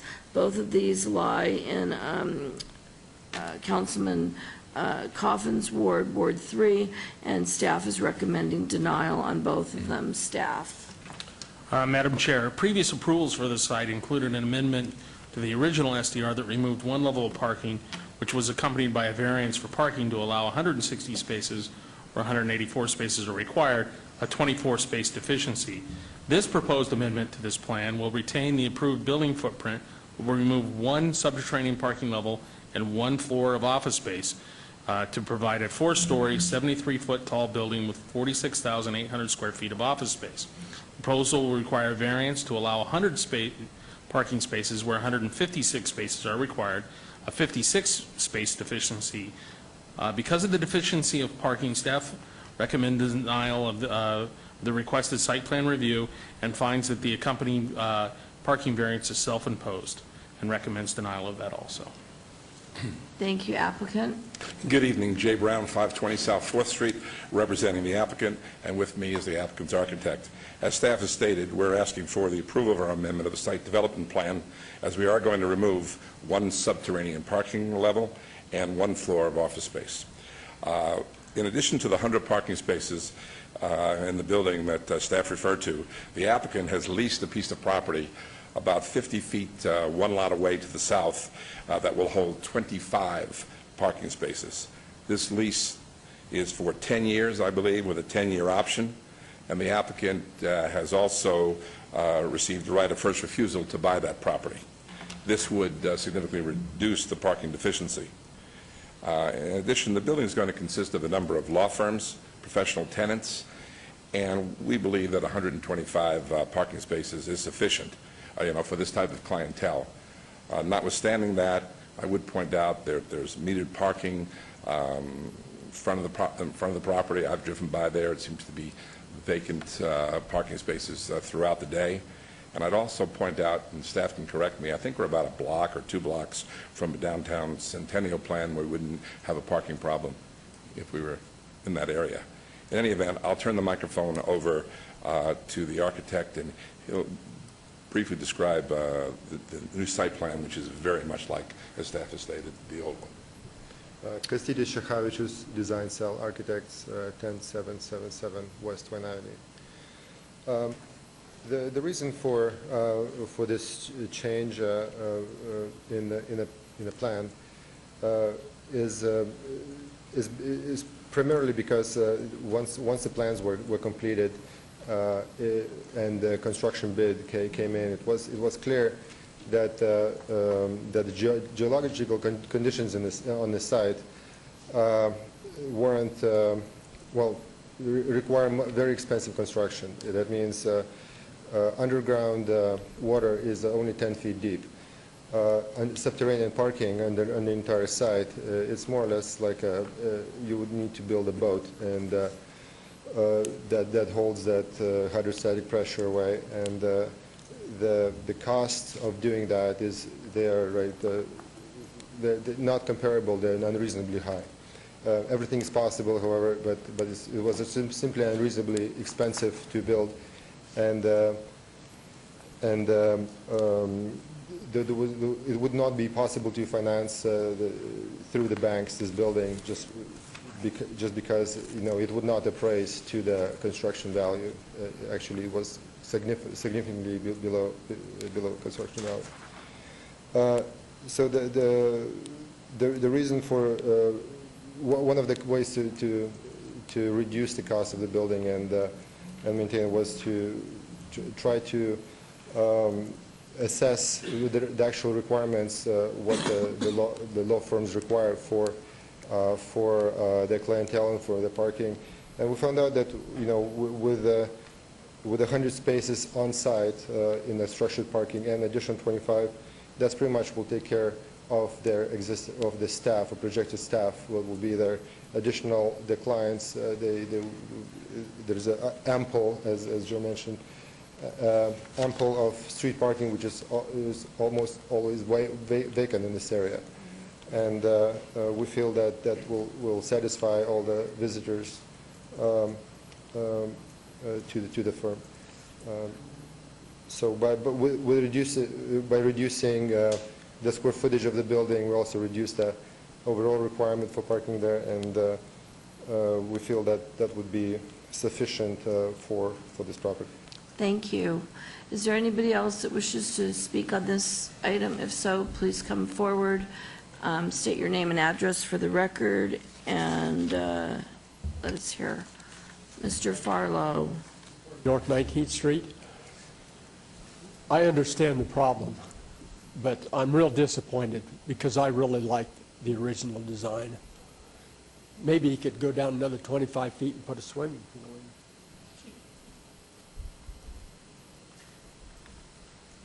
Hi, my name is Marcia Peterson, and I live in the 330 South 7th Street, and I also manage that property as well, and it's a residential, and so we are like 4 floors high, plus the rooftop, which is 5, and I have a question to these guys, because if our tenants are looking into your guys' offices, and you guys be able to see our tenants in their living room, that's... So, excuse me, so you, across the street, you own an apartment complex? Yeah, I'm the manager of an apartment complex. It's the Town Terrace. This is right here, across the Rochard? Right, where they want to build. We're also, our south side is on Andrea, which will be facing your office building. Right. So what my concern is that, and all of the tenants concerned that are living on the south side, is that will you guys be looking into their living room from 9 to 5? Well, most likely they will be. And I mean, what if they're in their birthday suit and it's like, oh, hi, I'm having a cup of coffee. Right, okay, listen, we need to get a handle on this here. So your concern is that this building is going to be too high, and they're going to be looking directly into your tenants and into their homes. Okay, let me just stop right now. What is the proper way to address this, Mr. Jerbick, so we don't go back and forth and I lose control? I'm not quite sure I understand the question. They're going to go back and forth, but I want to know what's the proper what's the best way to handle it. As far as the dialogue is concerned? Yeah. I would just allow them a period of time to make a presentation, and then if there's any follow-up, they have the right to ask for more. Okay, so what do you have to say to them about those? I would just say, unfortunately, perhaps maybe it's fortunate because of the growth of Las Vegas, you can't protect view. It's just the way it is. Hotels are next to one another. You just can't protect view.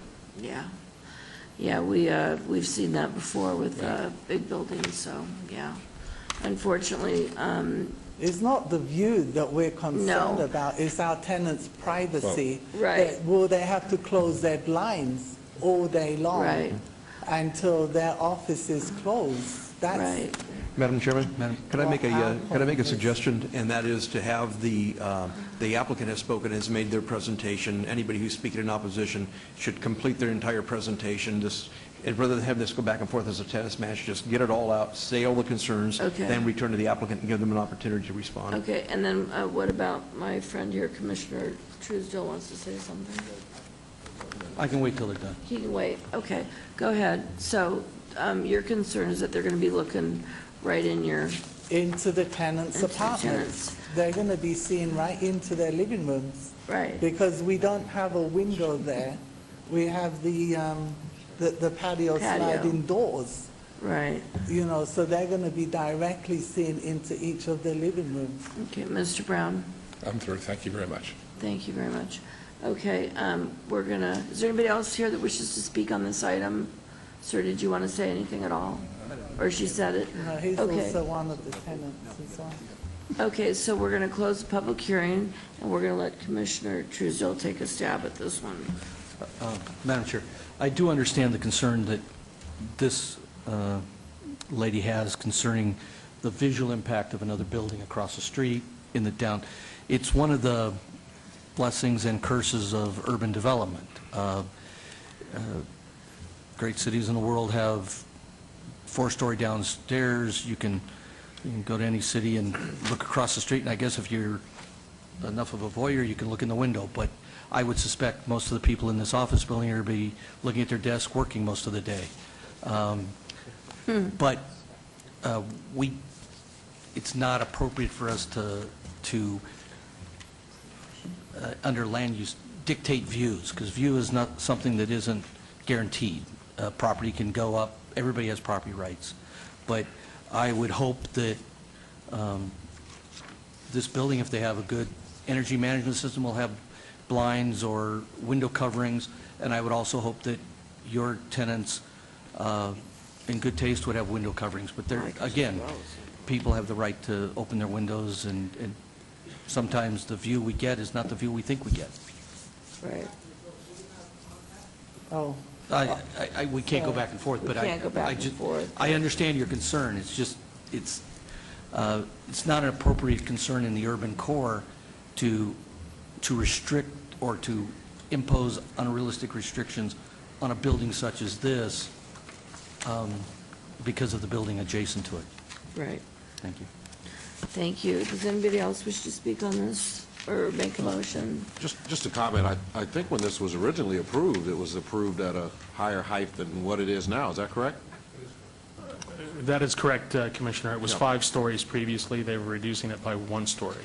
Yeah. And so, again, I think Commissioner Truesdale summed it up very well. And I really don't think he's going to put this many millions of dollars in the building and have everybody looking at the apartment complex next door. I just think everybody will go on with their normal course of life and learn how to live in the urban core. Commissioner Trinity? Yes, Madam Chair. Question for Mr. Brown. We had some dialogue earlier today in regards to the parking lot that was just south of the site. And you called back. I didn't have a chance to get to my voicemail, but can you tell me, is it a 10-year lease or do you own the property? You are correct. Okay. My understanding is from really the architect and checking with the owner that it's a 10-year lease with a 10-year option. Okay. In addition to which, a right of first refusal in case the property owner wishes to sell it to somebody else, even after that period of time. So we have a right of first refusal. Okay, and this is a question for the city attorney. And first, a question for you. So we have 101 parking spaces on the building if you remove one level of subterranean. Is that correct? I think it was 100, I think it was stated. 100? Yes. And then you add an additional 25 with this parking lot? That's correct, sir.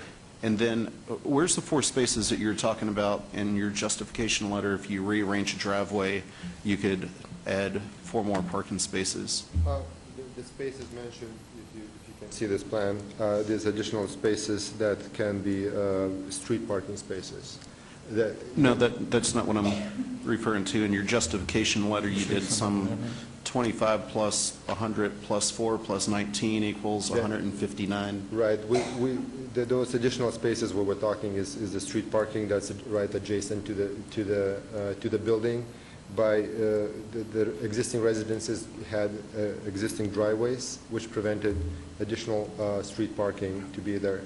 And by removing those, we suggest that additional street parking might be installed, and which primarily will serve this building. For Mr. Brad Jerbick, as far as the 25 additional parking spaces on the property where they have a long-term lease, can that be approved as to form through your office and be included with, to meet part of their parking? Yeah, I think we can do a condition where we'd have to see the lease, and you'd have to condition the, if you accept this additional parking on the leased property, we'd want to see the lease, we'd want to see the term of the lease. Do you know how long the lease is? I've been given a belief that it's 10 plus 10. Okay. 10 lease and 10 option. And would you be willing to accept a condition if that was accepted by the Planning Commission of finding replacement parking if that lease went away? Yes, we would. And if that meant digging subterranean parking, you would do it? We'd have to get that condition removed. We'll agree to condition. We understand the concerns of the commissioner. That's an option. Thank you. I think, is somebody ready to make a motion? Trinity? Years, I can't, you know.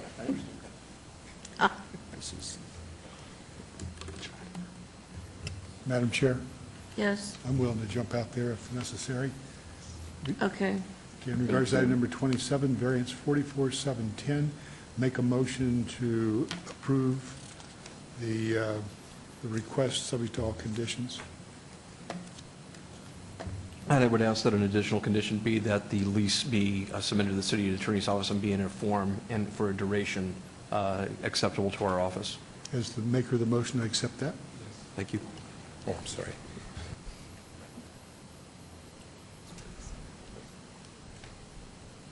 Thank you. That motion passes.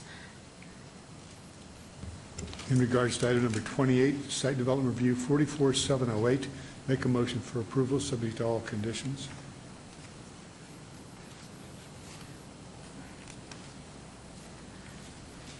Thank you. Please vote. Thank you, and that also passes. We're going to take a few-minute break, and we'll be right back. And Madam Chair, for the record, this item goes forward to City Council on May the 16th. Thank you. Have a nice evening, Mr. Brown.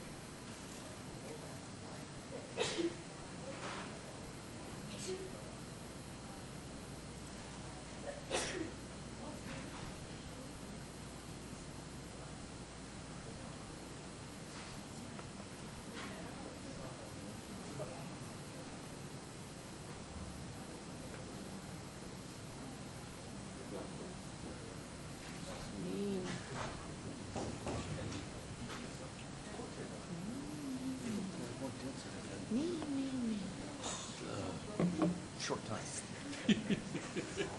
No. What is it?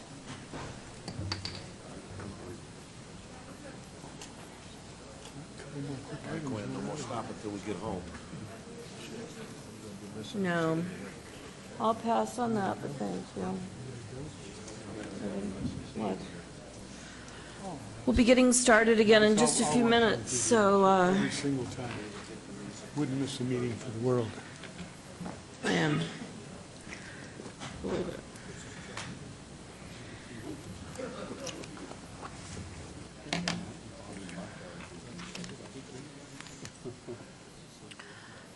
Todd, you doing all right out there?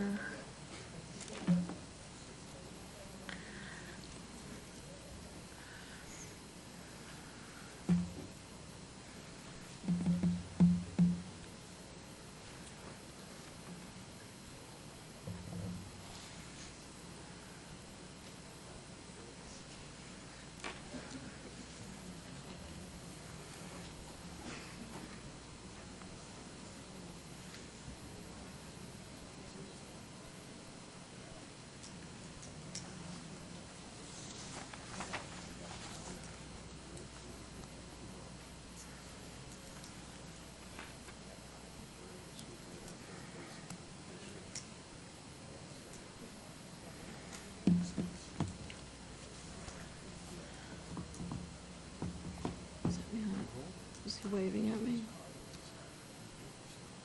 No.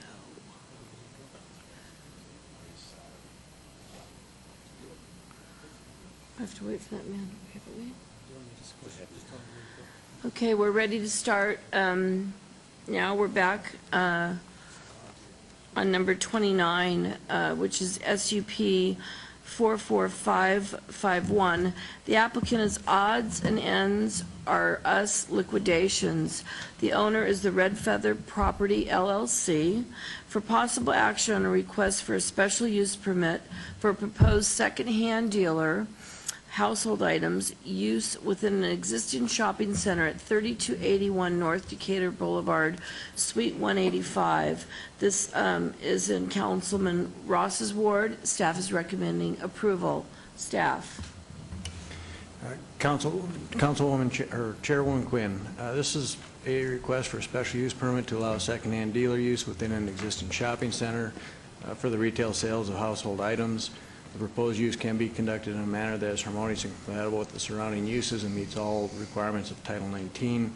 Therefore, staff recommends approval. Please note that there are additional letters of support since publication. Thank you. Applicant, good evening. Good evening. How are you? Good. Name and address for the record. First name is Alex, last name is Sagas, S-A-G-A-S, and my address is 5033 Drummond Road.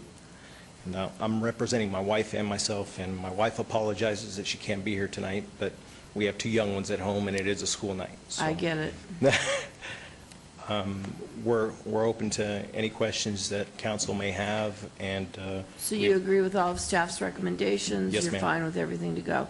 Okay, with that, we'll see, is there anybody here that wishes to speak on this item? If not, we'll close the public hearing, and we'll move it over to the Planning Commission. Madam Chairman, seeing that there's no comments on this, I would go ahead and move to follow staff's recommendation and approve item number 29, SUP 44551, subject to all of staff's conditions. Thank you. Thank you. Yes vote is for a motion for approval.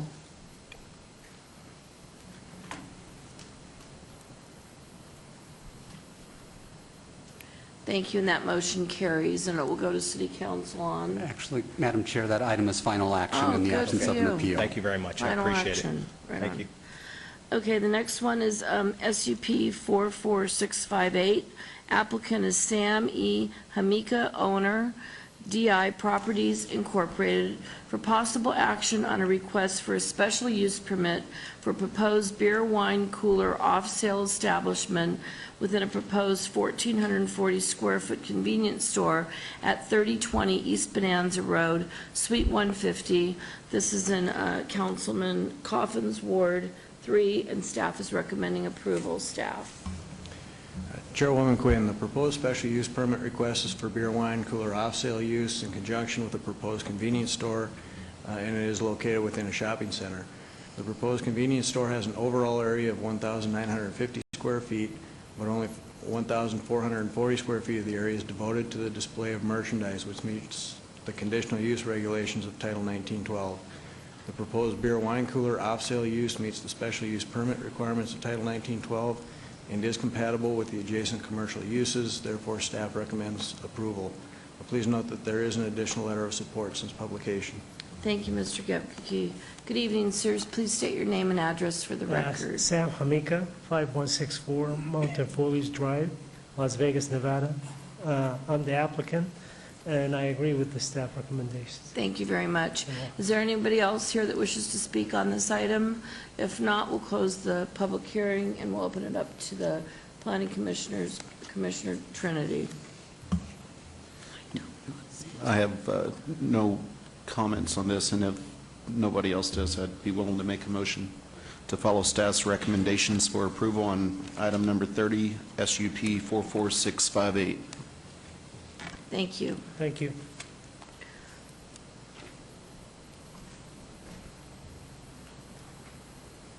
And that motion passes. Madam Chair, that item will go forward to City Council on May the 16th. Okay, May the 16th, City Council. Thank you. Okay, we're moving on now to number 31 and 32. They're related. First one is SUP 44662. The applicant is SRL Feline Foundation, owner Roger Jusine Jusome. That's pretty. It's like Jusome. for a possible action on a request for a special use permit for a thrift shop, nonprofit, within an existing building at 1431 East Charleston Boulevard, Suites 17 and 19.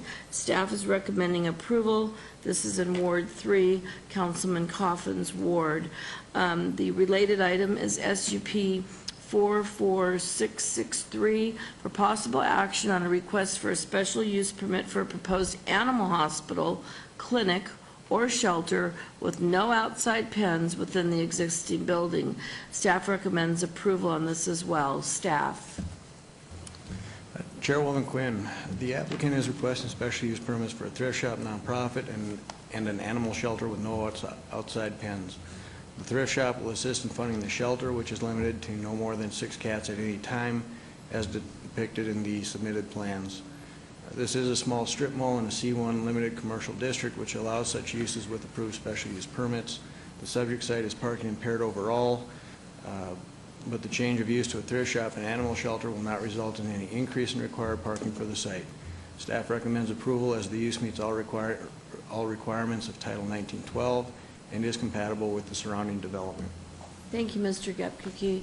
Good evening. Please state your name and address for the record. My name is Margaret Ward, 7456 Treasure Chest Street, Las Vegas. Hi, Mrs. Ward. Do you agree with all of staff's recommendations, and Yes, you're happy I do. with everything that they've got going on with you? Yes. Okay. Is there anybody here that wishes to speak on this item? If so, please come forward now. If not, we're going to close the public hearing, and we're going to open it up to the planning commissioners. Madam Chair. Trinity. Commissioner Schlottman. Thank you. Is this animal shelter or animal hospital or? It's neither. What it is, it's space for 6 cats at a time maximum that will be adopted. Our primary purpose is the spay, neuter, and return to legal colonies, and that's where the money from the thrift shop will primarily go. But occasionally we get domestic cats that we can't just turn out into a colony, so we try to find them homes, and they will be temporarily housed within the unit. What exactly does that mean, return them to a colony? Well, there are legalized colonies now, cat colonies in Las Vegas, Nevada, and they're maintained by a colony supervisor. And what we do is they trap the cats, and we get them spayed, neutered, and then we return them to the colony, because it's the only way we know of that can work to reduce the cat population within Las Vegas. So we're part of that, and that's where our funds go primarily, into that project. Okay. I don't have any further questions. Oh, excuse me. They're feral colonies, the wildcats that are Okay. not domestic. Right. That makes more sense now. Yeah. Okay. Does anybody else wish to speak on this? No? Okay. Madam Chair, on item number 31, SUP 44662, make a motion to follow staff's recommendations for approval. Thank you. That motion of yes is for approval. Vote. And that motion passes. Madam Chair, on item number 32, SUP 44663, I make a motion to follow staff's recommendations for approval. Thank you.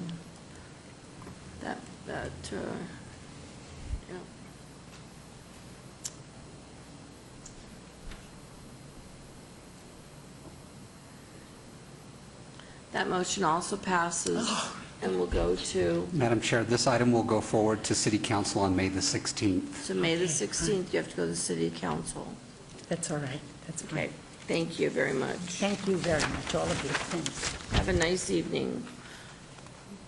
We're moving on now to item number 35, which is SUP 44675. The applicant is Joshua Glover, owner Mealy Pona Holding Company, for possible action on a request for a special use permit for a tattoo parlor Body Piercing Studio at 124 South 6th Street, Suite 130. Staff is recommending approval, and this falls into Councilman Barlow's ward. Madam Chair, before we start on this one, I've sold several properties to the property owner, Mele Pono, and have performed ongoing maintenance throughout the years. So with the abundance of caution, I'm going to be abstaining on this item. Thank you very much. Staff? Madam Chair, staff finds the use can be conducted in a manner that is harmonious and compatible with the surrounding uses and recommends approval. Thank you, Mr. Rankin. Please state your name and address for the record, sir. My name is Joshua Glover, address 124 South 6th Street, Las Vegas. Thank you. So you agree with everything they say? Yes, I do. No problems? There was the only problem or the concern that they had was there was a signage problem, and I removed that. Thank you. And I took pictures of the guys removing it, too. You really did a nice job. Thank you very much. Thank you.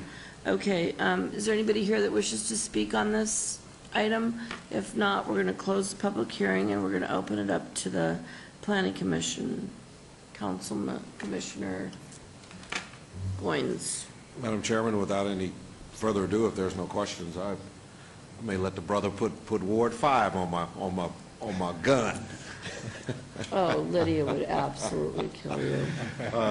Seeing none, I'll move to follow staff's recommendation for approval, subject to all staff's recommendations. I mean, we and like your conditions. business and all, but Lydia would be. Thank you. Please vote.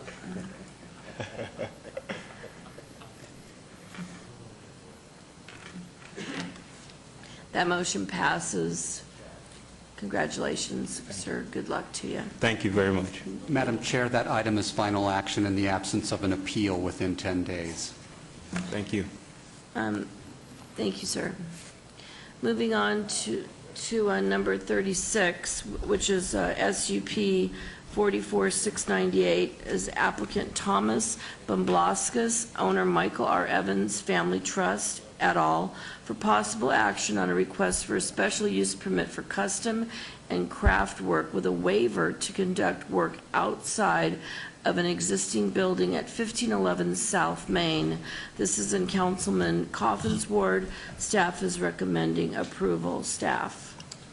Madam Chair, the applicant is proposing a pottery studio and an adjoining gallery that will need the use of a kiln to harden and finish the pottery. The kiln is located outside the building and hence the requirement for the special use permit. The proposed use is permitted in the C2 zoning district with the approval of the special use permit, and staff finds that it can be conducted in a manner that is harmonious and compatible with the surrounding uses and recommends approval. Please note we have received an additional letter of support since publication. Thank you. Please state your name, applicant, and address for the record. Good evening. Good evening. Thomas Bomblauskas, 900 Zola Circle, Las Vegas, Nevada. Hi, Tom. Peter Jakubowski, also 900 Zola Circle. Hey, Peter. Okay, so staff's recommending approval. Do you agree with everything that they've seen? Yes, Okay, is there anybody here that wishes to speak on this item? If so, come forward. If not, we're going to close the public hearing, and we're going to shoot it right over to the planning commissioners. Okay? So, Mr. Chair, question for the applicant. This kiln being outside, how big is it? And, I mean, The kiln is approximately 6 feet tall, 4 feet wide, and 4 feet deep. oh, okay. Perfect. Thank you. Madam Chair, is this kiln screened from public view or behind that block wall? Yes, it's behind the block wall. Okay. And it doesn't make any excessive noises or anything of the sort? No, it doesn't make any noise at all. Okay. Well, if there's no other comments, I'd like to make a motion to follow staff's recommendations for approval on item number 36, SUP 44698. thank you. Please vote. Post.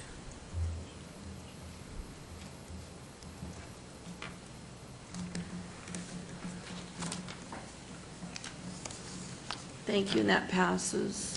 Madam Chair, that item is final action in the absence of an appeal within 10 days. Good luck to you. It sounds fun. Thank you very much. Thank you. Well, that was a quick meeting. Before we go to citizens participation, you hate to come into your little side job and hear that one of your colleagues is not going to be coming back at the next meeting. And with that, I want to tell Glenn Trowbridge that you taught me so many things, and you taught me how to handle myself in a meeting, how to sit through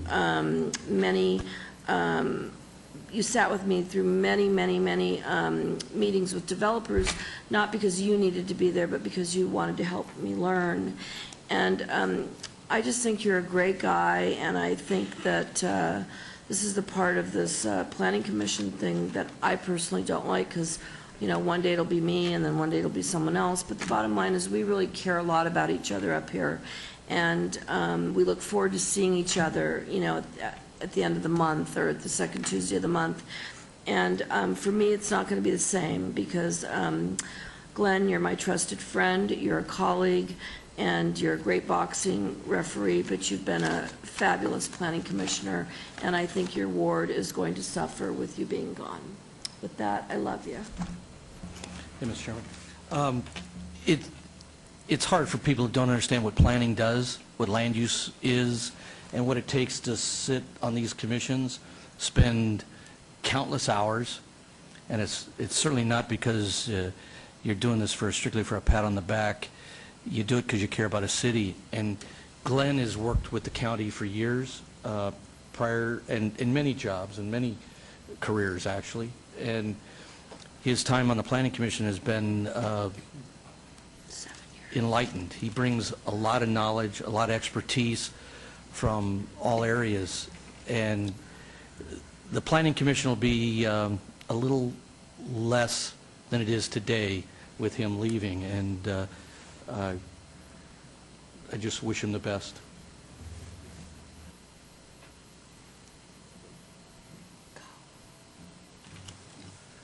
I concur with what's all that's said, and I think Glenn truly has a love of community. In fact, I know he does. Anybody that would spend a number of years designing parks and the involvement that he's had in the community from his involvement in the county side.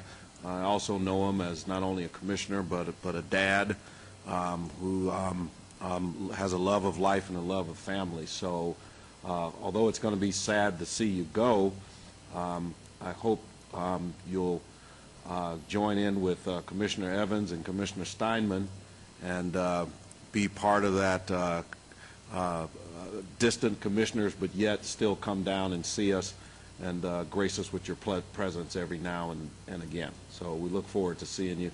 I don't think you've gone anywhere soon. Commissioner Trowbridge, I've only served with you since August, but I've appreciated all the time that we've spent together up here, and I've learned a lot from you, just being in the back room, conference room, discussing different planning ideas. And if one person was to go, I don't want to see you go. However, I guess it's come that time, but it's kind of hard to see you go.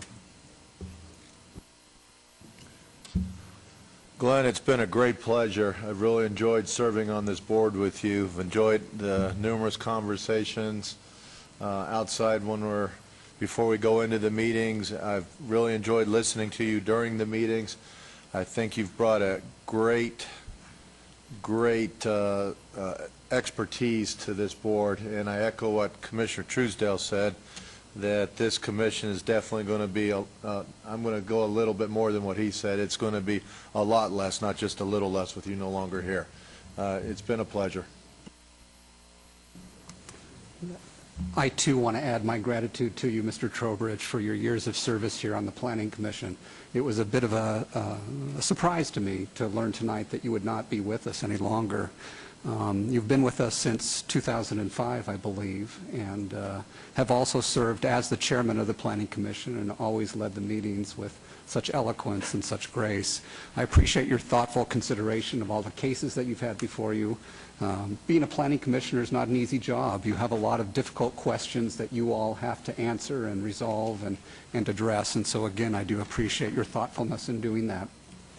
In addition, you also served as the representative of the Planning Commission on the local chapter of the American Planning Association.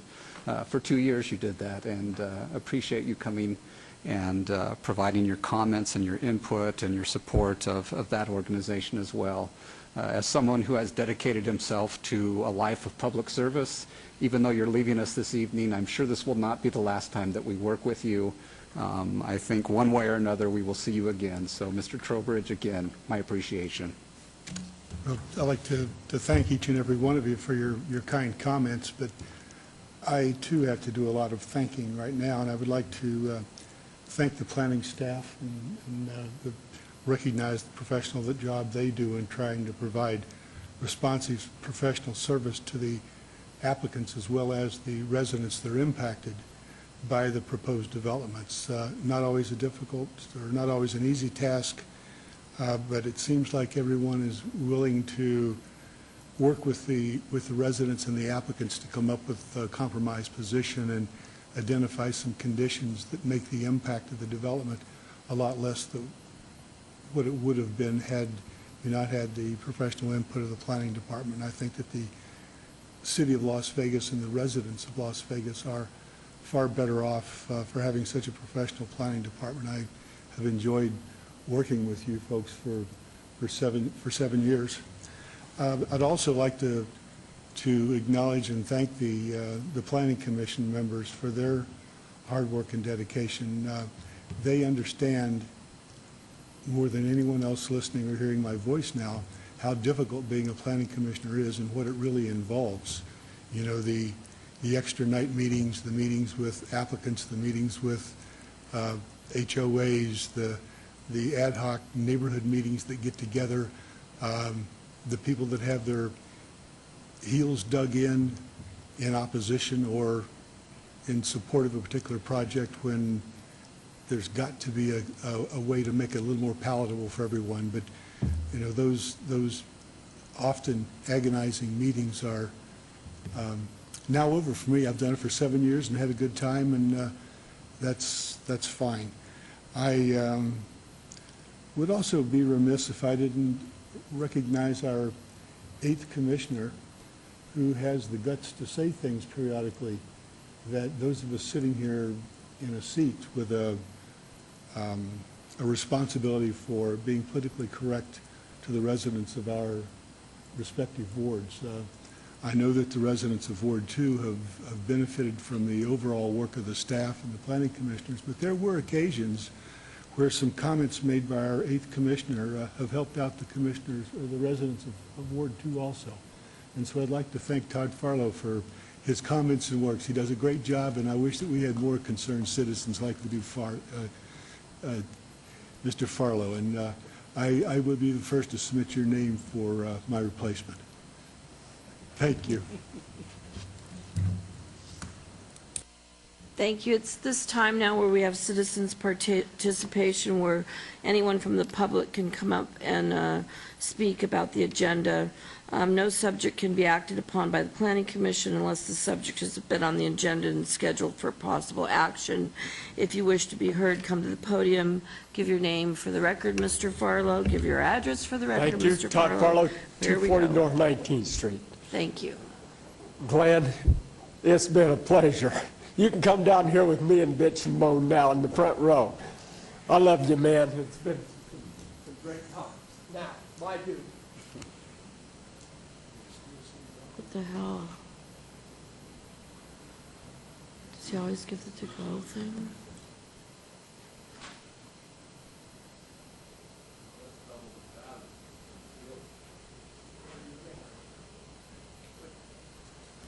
Thanks, Todd. You're a wonderful friend. Been some great years. Thank you. With that, the meeting's adjourned, and thank you all for coming.